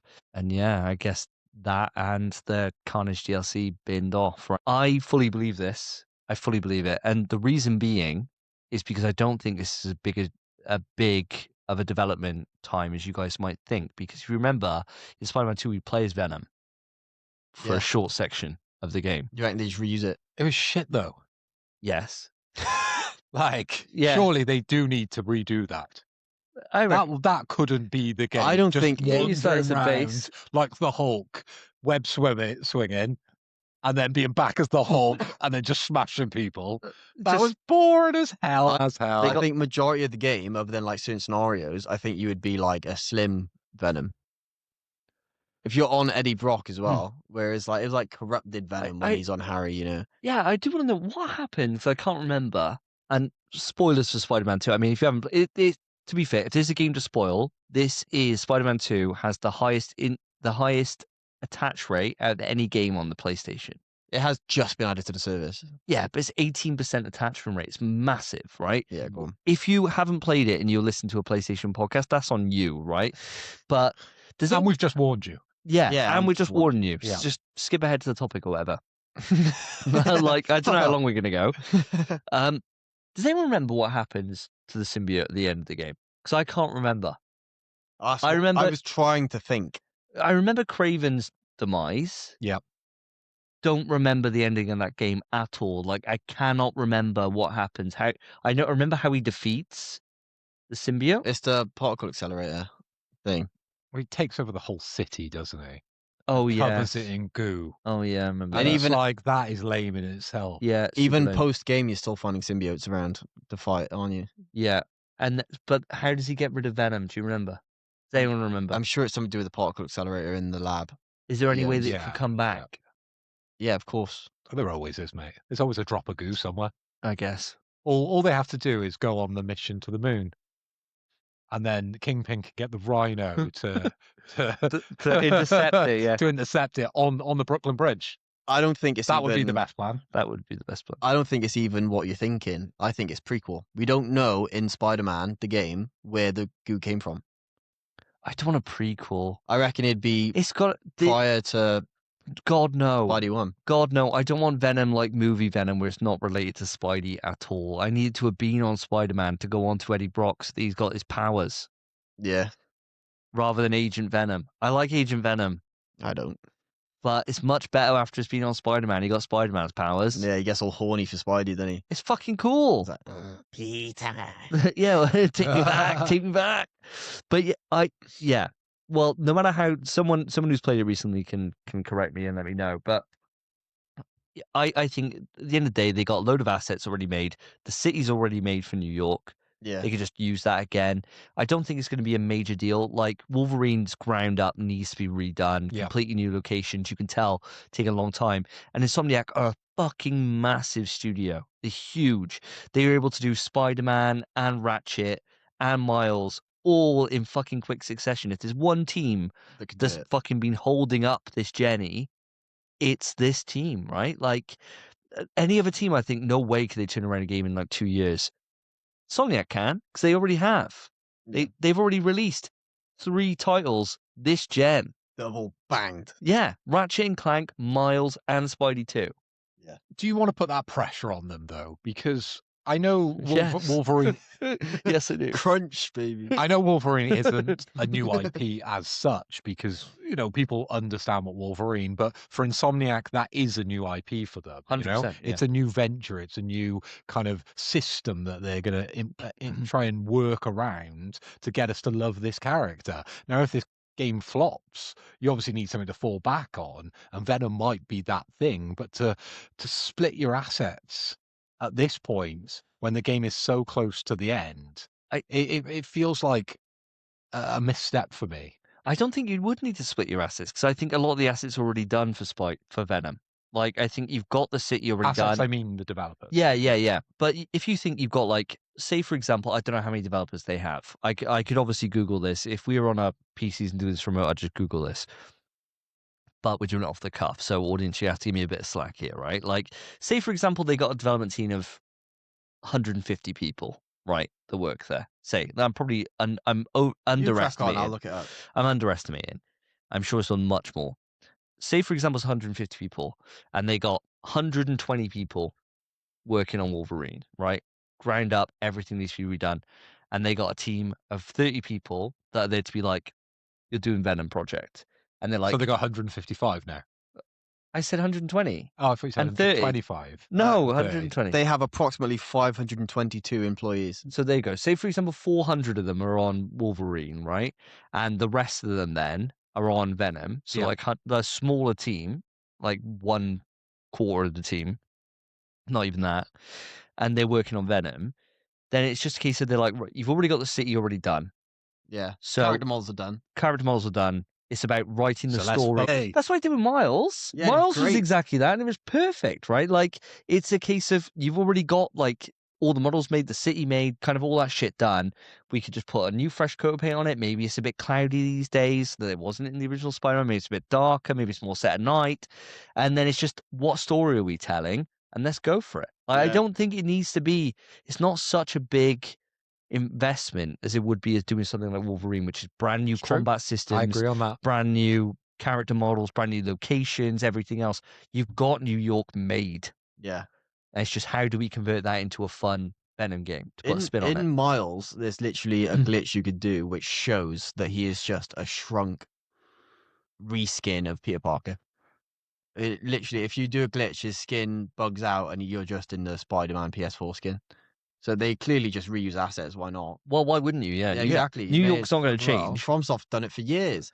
Yeah, you may as well. And it's New York that's the thing that would take the longest in that. Mm. Yeah, And, and they the did it. movement and that. And that's already done. So it's just then a case of, right, let's put the new character model on it. Let's have some different impact animations, different systems for combat, and Build a different big things. clock tower somewhere. We've already got a shitload of symbiote powers from Spider-Man's skill tree when he gets the symbiote. Yeah, so true as well. true. Oh my god. So it's not, I don't think it's that big of a deal to say like 2 years later, because it is going to be a spin-off title that reuses a lot of stuff with its own story, which will be the driving point, right? Like, the great thing about Spider-Man 1 and why it's my favorite out of the three is that story is fucking incredible, right? Spider-Man 2 gameplay is much better than the first. Yes. I don't think any of us argued that. It's much better on the second one. Story just ain't quite as good as number I one. think Spider-Man 2 is my favorite.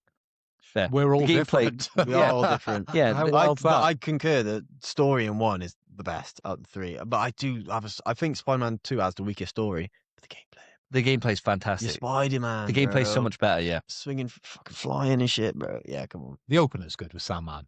Yeah, man. Yeah, that's good. Yeah. That's good. Gosh. Great game. Yeah. Great game. It's We gave it 9s out of 10s. Yeah. All round. So there we go. So we've got 2 for agree, 1 for no. I don't think so. Yeah, I'm going to be the outlier on this one, boys. Audience, I want to hear from you. Write into the Discord, write into the email, hit us up on the socials, all of which are in the description of the show. Let us know what you think. Do you think this Venom game is coming? It's been rumored for a while, but I'm only just putting it in here. Let us know. Write into the email any way you hit us up. Let's move it on to the topic. Stop! Topic time! And here we are with the topic, and today's topic is an absolute juicer. We have a returning guest of the podcast. I think it's your 3rd appearance here, JRod.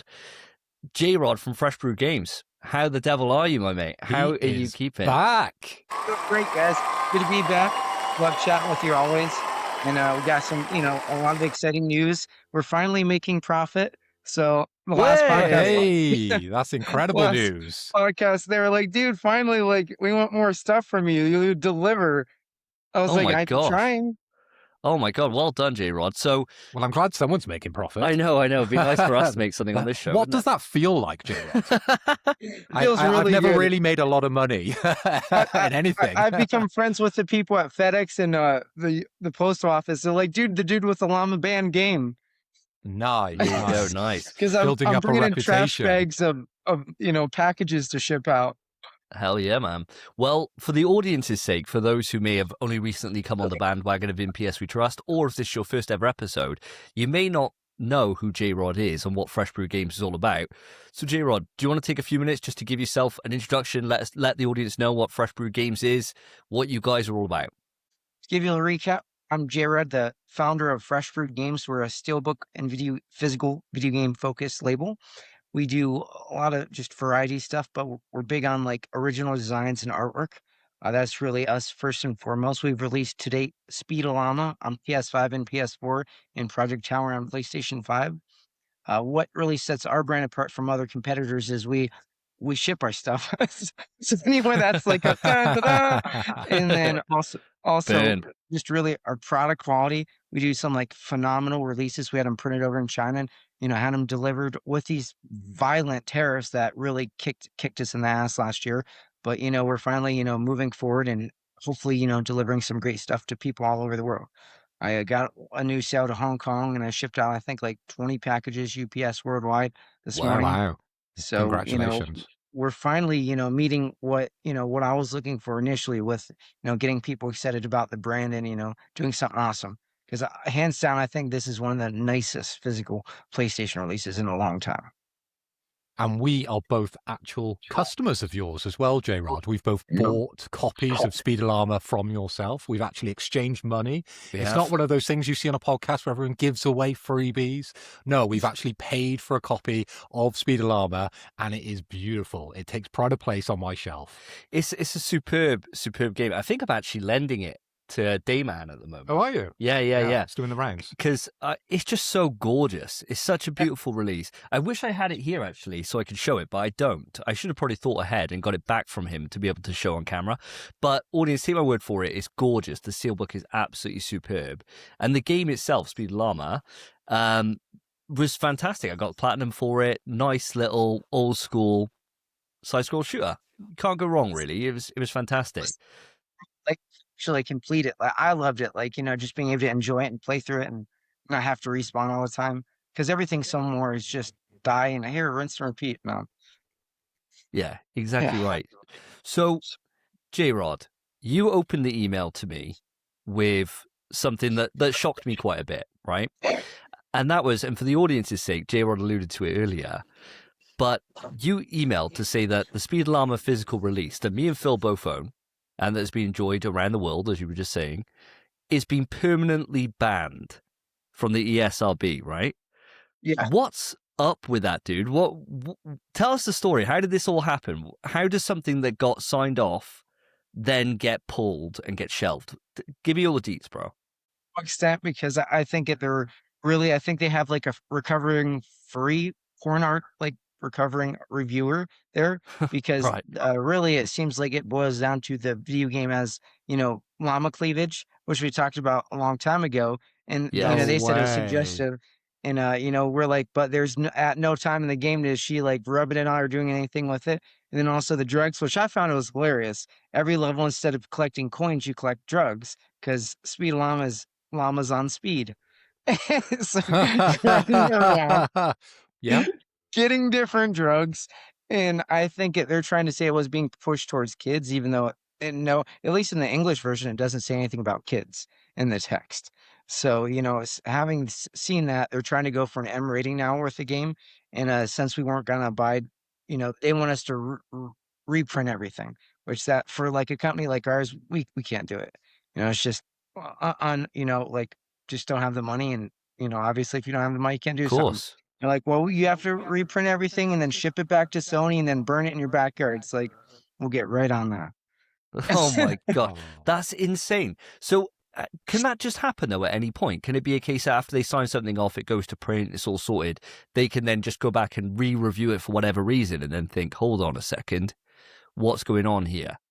I Is that mean, just yes, but the biggest issue is, it falls on the publisher. We're not the publisher. We're actually the licensed distributor.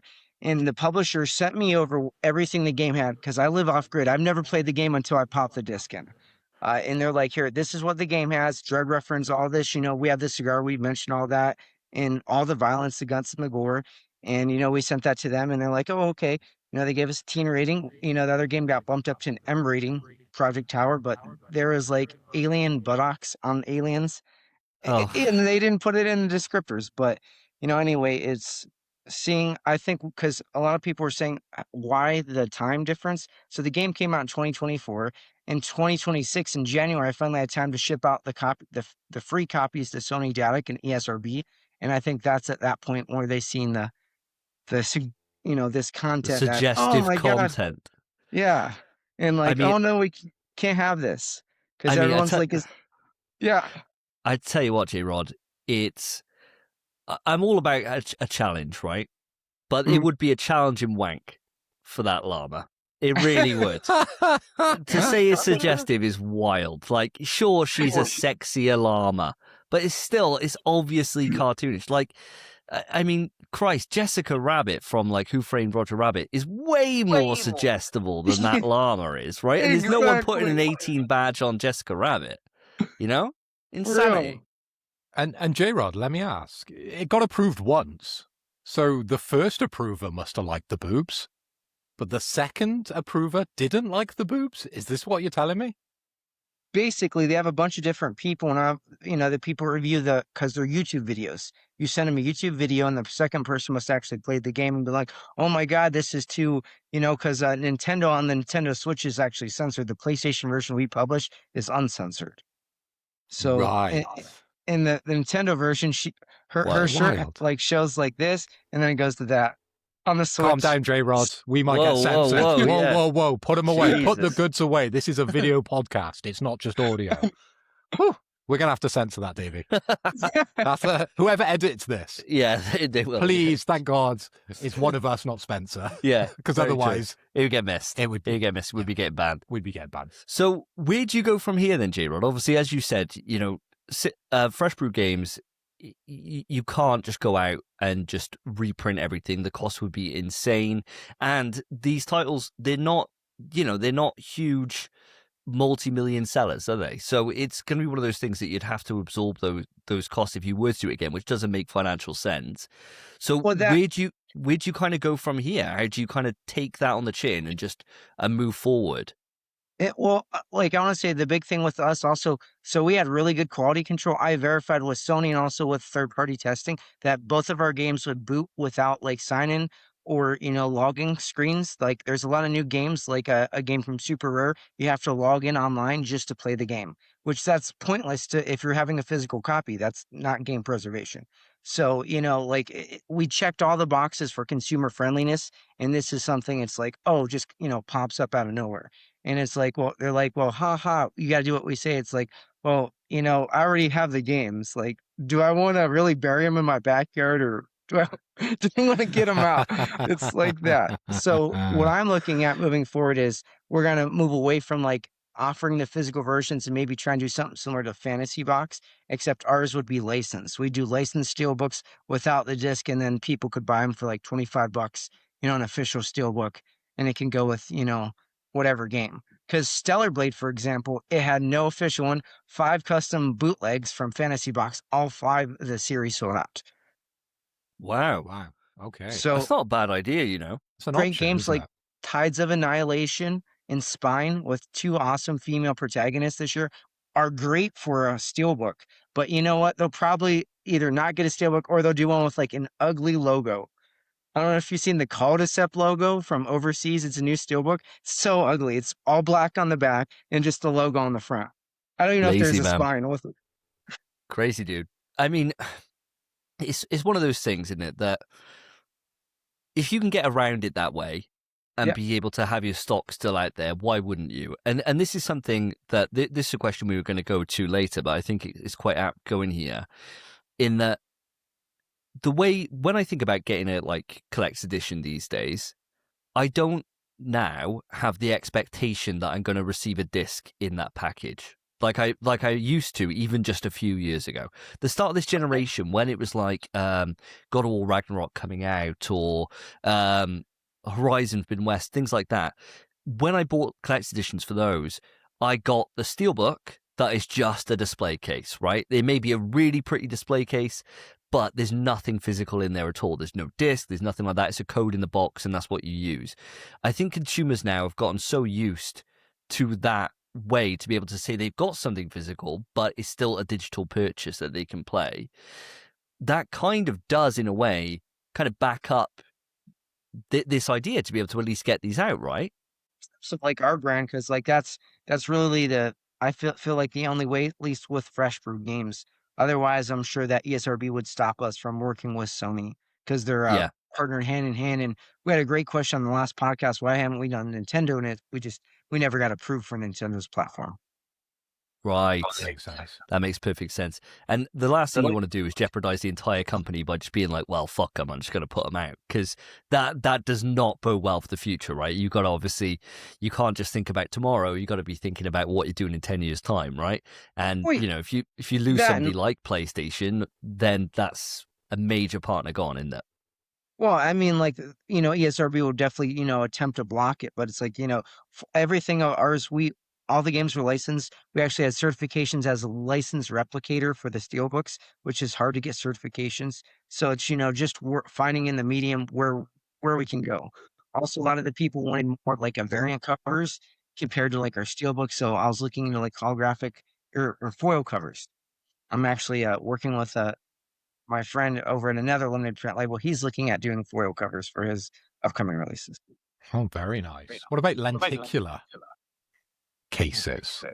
Have you ever thought about going into that sort of area? We got quite a nice one, didn't we, with the game that kind of we mentioned Yes. recently. Yeah, And that was yeah. absolutely beautiful. Do you know what I mean by a lenticular case? Like JRod? one of the slip-on ones that you Like the slip on. slipcover, yeah. Yeah. That's definitely an option too. Yeah. Yeah, they're always sexy. So where'd you go from here then now, JRod? What's the next kind of projects that you got cooking up at the moment? What are the next kind of things for us to look forward to from Fresh Brewed Games, and the ones where I'll have to pull the wallet out and put another load of dollar down? That I don't have anything in the pipeline right now, but definitely say that I'd be interested to work with, say, Mad Jack Mullet, that game, or Metal Eden, which we've talked about before in previous Metal podcasts. Eden. Yes. Yes, The we've talked a cool lot thing- about that game. Great news. So before it used to be 2000, the company we worked with now actually have a special line of steelbooks that do 100 minimum order. So I might do something like that to where it's super rare, like 100 steelbooks in the entire world that are licensed for one of those games. But those games Wow. would have to get a physical first before we'd consider it. Right, I see. And so, speaking of physical, obviously the state of the industry these days is, and this is the same for music, for movies, for kind of everything, is going digital, right? It's kind of an inevitability at this point. What are your kind of thoughts on that in general, in terms of that movement across into like a more digital space from physical? And obviously, there must still be a market out there for people like myself, like Phil, and you, of course, JRod, who like having that physical item. We're still out there. We still kind of exist. But what do you think? Is this something that's ever going to stop, or are the tides going to turn at some point and then people will start going away from digital? Do you think that's ever going to happen? I don't see them ever turning away from digital, especially now we've seen with the Switch 2 to where physicals actually cost more money. I think Yeah. we're going to be seeing a lot more of that for actual like full releases. The Wolverine will definitely get a physical. As far as a steelbook or collector edition, it's arguable, as Stellar Blade didn't get a special edition nor Rise of the Ronin, both Sony published or co-developed. So it's interesting. I want to say the big area for us is seeing the adoption rate of people that are buying like game key disc and game key Yeah. cards. That's on the rise, and people are saying, well, it's still like in a box. Does that really count? Because like my company, I wanted everything offline, like both my releases fully offline, play them, bam, 20 years from now, that Speed Along is still rocking. But these games like Indiana Jones 2 is fully on a Switch 2, but isn't even fully on the PS5 disc. So it's curious to see if these publishers are looking at this as like almost ways they can see to like test the audience for consumer demand. Because we've seen online just the wildfire spread of how popular Indiana Jones, for Switch 2 physical, fully on the cartridge is going to be. But the other platforms aren't physical. So I think moving forward, we're going to see a lot of like limited print publishers. I think they're going to downscale or try and do smaller quantities is a big thing. Even like bigger games, I think it might be like Evil West, to where it was like a really small run at, print at the first. I think they're going to do that. And I think we might see more of them trying to do the game key disc. I just don't know why, from a publisher standpoint, they wouldn't want more people to buy it, because it's the same cost. Because we got, the same thing that every other physical publisher gets, and, it's the exact same like manufacturing cost. So they're not saving any money by not putting all the data on the disc. Do you know what? I always find it interesting with the whole like the game key card thing, because you get some companies. I think it just really shows the level of care for different companies. Like it's Cyberpunk, isn't it, on the Switch? That is the entire thing. Somehow they got it onto a game key card, which on a full card, so it just works, which is insane, right? Absolutely insane. And then you get other companies where they just really can't be asked, and it's just absolute bugger all. And you think, well, it does show like a level of care for people that you could just have fit something that would be so challenging to get onto one of those cards and actually make it work with no real concessions, compared to other games where they just put it on and it's just the patch, you know, like it's mental that we're still in that day and age where you put a disc in and you get like the tiniest amount of data install and then the rest of it comes after, and you think, well, what the fuck, man? I think there should be something on the box to be like complete. There's no benefit for a games company to put the full game on a disc anymore, is there? No, really? no, there's not. Okay. It's not really become a selling point, as you said, that they could advertise and say, hey, you can play this game in 20 years and you won't have to download. You can play it frame one, put it in your computer, it'll work. Put it in your console, it'll just work straight away. No download necessarily. Maybe we'll move into that future. That would be interesting to see. There's loads of conversation that happens all the time around how we're in this like elastic band at the moment. I don't know what your thoughts are on this, JRod, but we're in this kind of elastic band where at the moment everyone's stretching towards like subscription services and to everything else, and then all of a sudden the band's going to break and it's going to snap back and everyone will kind of revert back to either just excessive piracy. Hey, that's back already. That's never gone anywhere. No, but like excessive to the point like it was. Think of like LimeWire back in the day where I was just downloading fucking everything, right? Anything.exe, yes, download. Yep, get that straight in. That won't do me any harm whatsoever. So all that kind of shit. There's the talk that it's going that way, and that people, you know, when you look at like LPs on a huge rise at the moment from people moving away from streaming music and it being more physical thing. Well, I don't have a Spotify subscription, yet I spend copious amounts of my disposable income on records that I used to own on CD. Yeah. And I'm not old enough for records, really. I'm 41. That was kind of before me. It was before you, yeah. So CD should have been your thing. I've just bought into this cool factor that records have at the moment. And they look cool. I love having them. They are art pieces.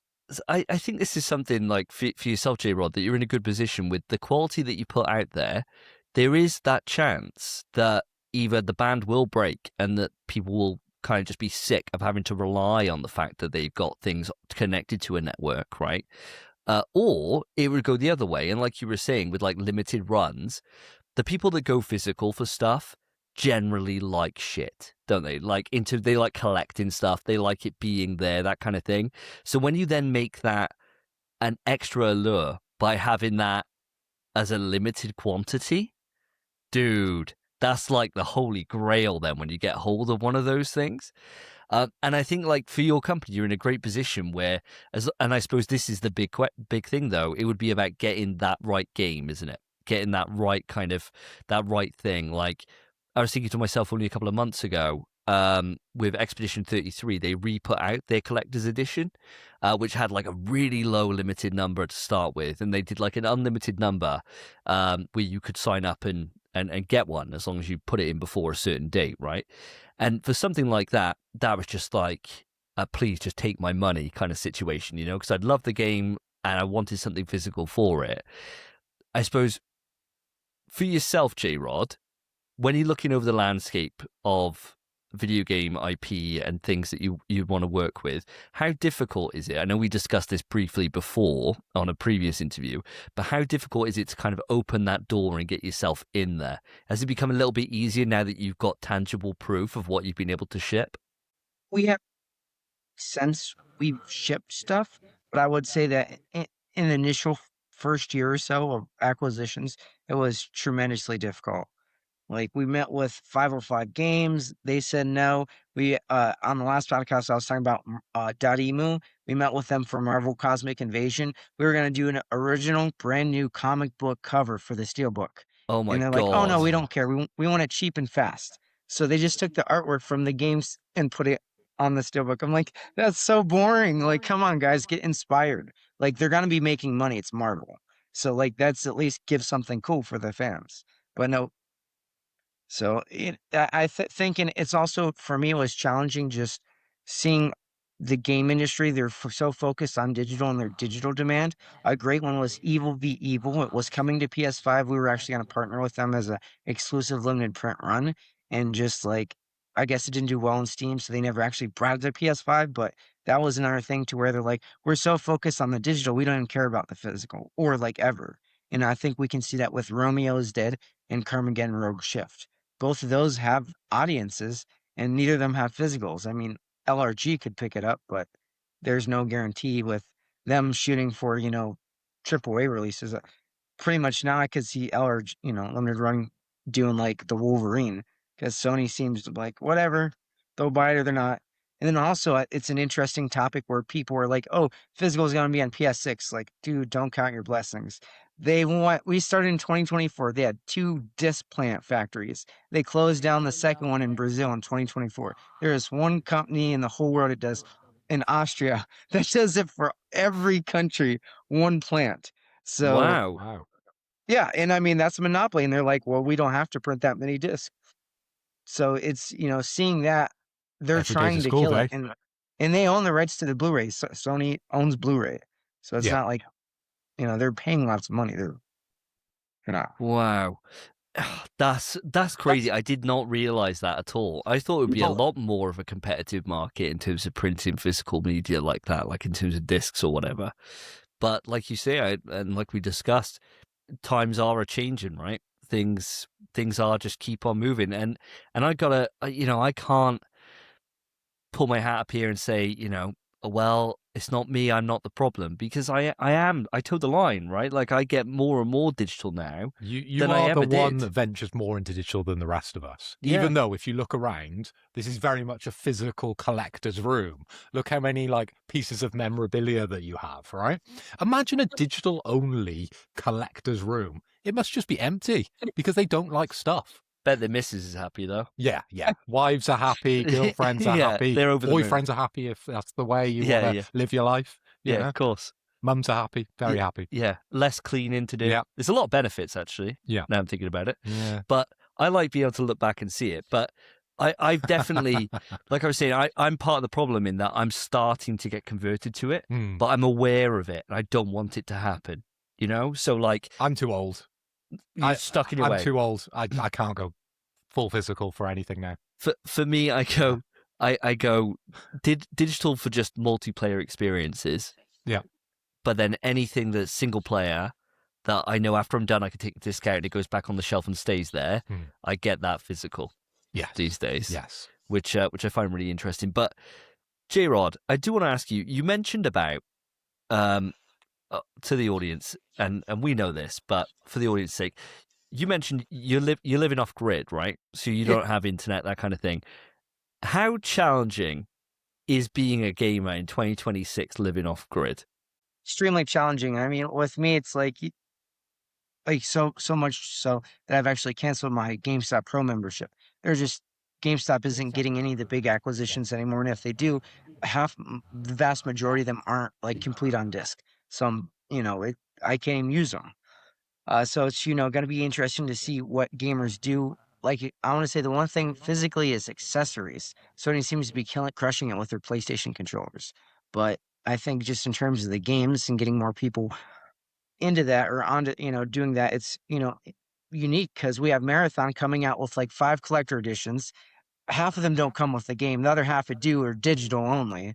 So it's scary. It's like you're buying nothing, but you're like, oh cool, there's a great statue. I bought the Shinobi collector edition from LRG. I'm hoping it's a decent statue. I've seen some of the nightmare pictures of Juliet from Lollipop Chainsaw. Yes. Oh yeah, I saw some of Those those. are kind of creepy. It's reminds me of that one movie. Was it Grandma's Boy where he put the little hula girl on the toilet? Oh yes, yes, it is. Looping back, that would be a hard wank on that one. Jesus Christ, there are some absolute dog ass ones. The Metal Gear Solid one for Snake Eater remake, that was a bad collector's edition. I remember that Snake looked like he had some kind of disability. He just looked like that, didn't he? And Yeah. his eyes were painted with a big paintbrush. Yeah, it's like how I painted my Warhammer back in the day. Absolutely diabolical. JRod, I've got a quick question. You were talking about how difficult it is to be a gamer and being off grid. I want to ask you about running your business off grid. How does that work for you? Because last time we were chatting, if I remember rightly, you were talking about expanding the team and possibly bringing some more people into the company. How has that gone? Is Freshly Brewed Games growing in terms of staff at the moment, or is it just yourself holding the company down? Well, the success. So we did have an intern. He was phenomenal. Zach worked with us over the winter.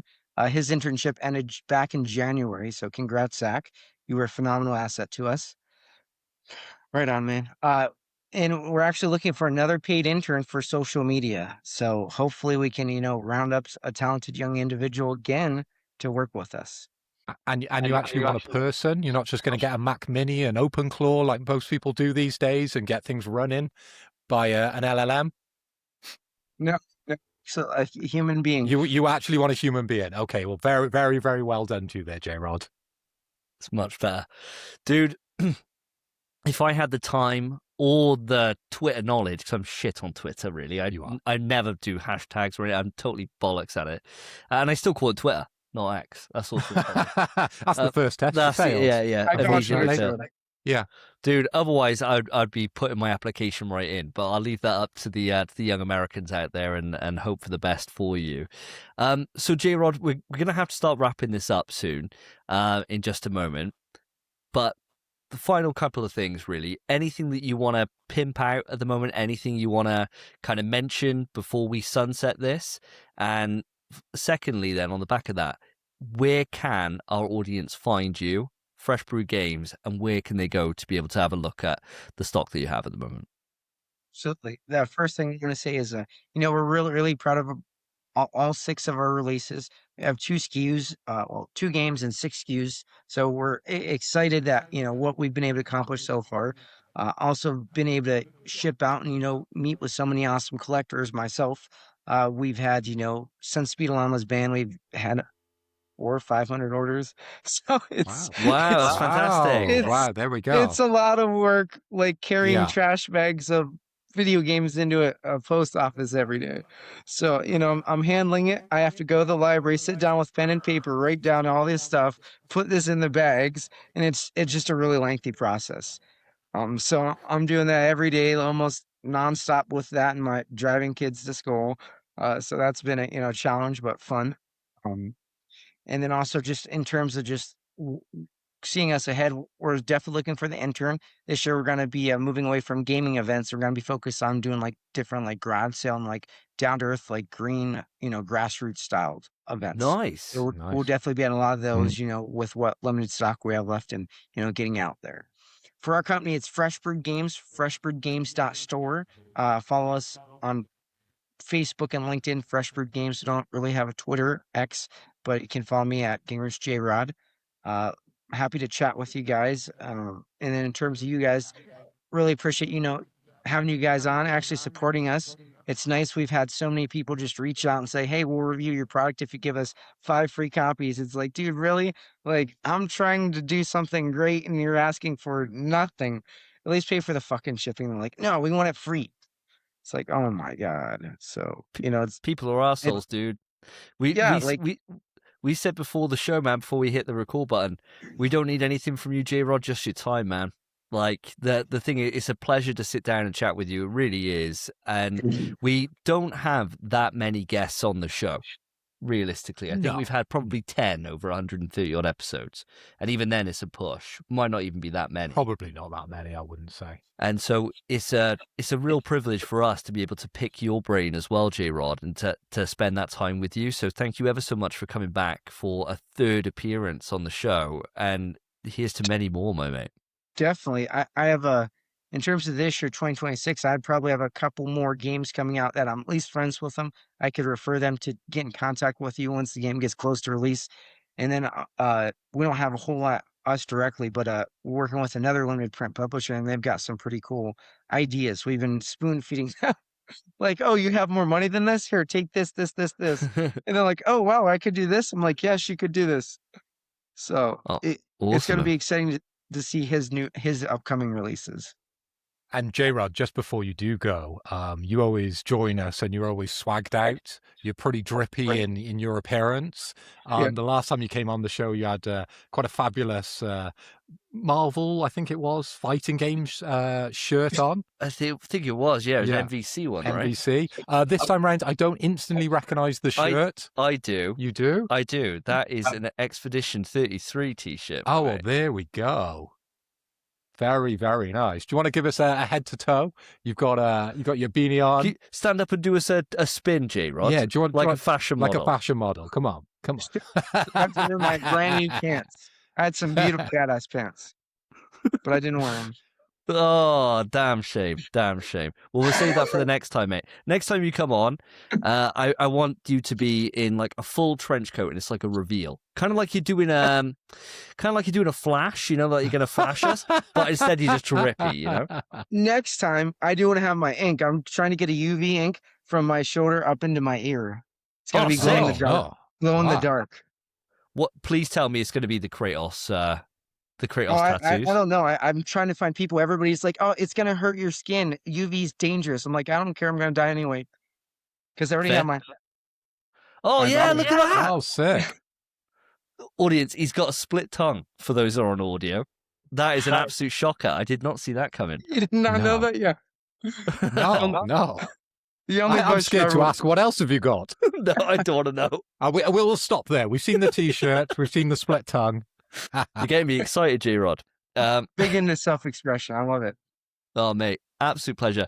Thank you ever so much for joining us, JRod. And audience, for your sake, I'll have all the links to all the different places where you can find JRod, contact him, check out the store and everything else, all in the description of the show. So you can find it all there. JRod, thank you ever so much again. It's been an absolute pleasure, and we won't leave it as long to be able to have you back on next time because it's been a while. Definitely Thank you. I'm going to go to Africa next month, so I'm stoked. It's nice. Nice, dude. Well, if you ever find yourself, it's a bit of a detour from Africa, a completely different continent, but if you do find yourself in the UK at any point, particularly South Wales. Yeah, particularly South Wales. Yeah. Then, but if you're in London, I'm sure we could work something out. I mean, if he makes it all the way to London, we could do a 2.5 hour drive. We could do maybe. Maybe. Yeah. We're busy men. We'll see. Well, thank you ever so much, JRod. It's been an absolute pleasure. Hi, guys. Always. Take care, mate. Hey, guys. Later. I hope you enjoyed that special interview with JRod. It's an absolute pleasure, wasn't it, Phil? It was a lot of fun. It really was. Good to see him on the show once again. What I'm surprised about is how many times I managed to slip in challenging wank. I think I managed to get it in like 3 or 4 times over that interview, which was just wild.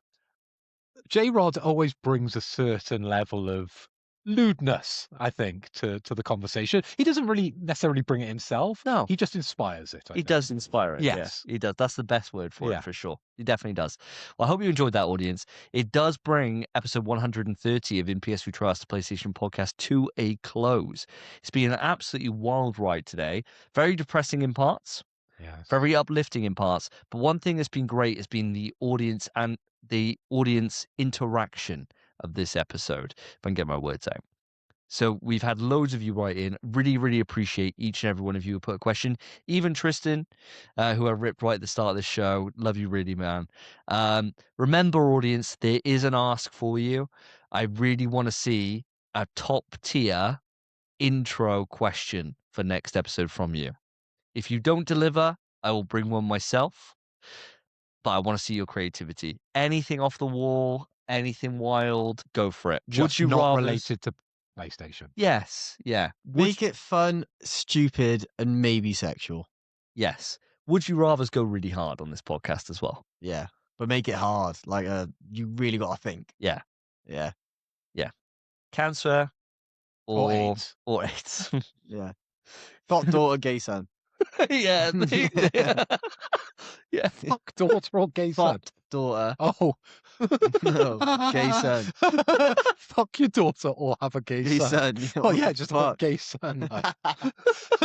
that's easy, mate. What was the question, then? Jesus. Well, just from that, you get where we go here, audience. All right. Jesus We want Christ. that energy, please. Well, it's the final notes from me, really. It's been an absolute pleasure to podcast next to these absolutely gorgeous lads today. So thank you ever so much. I've been Davey. I have been Phil.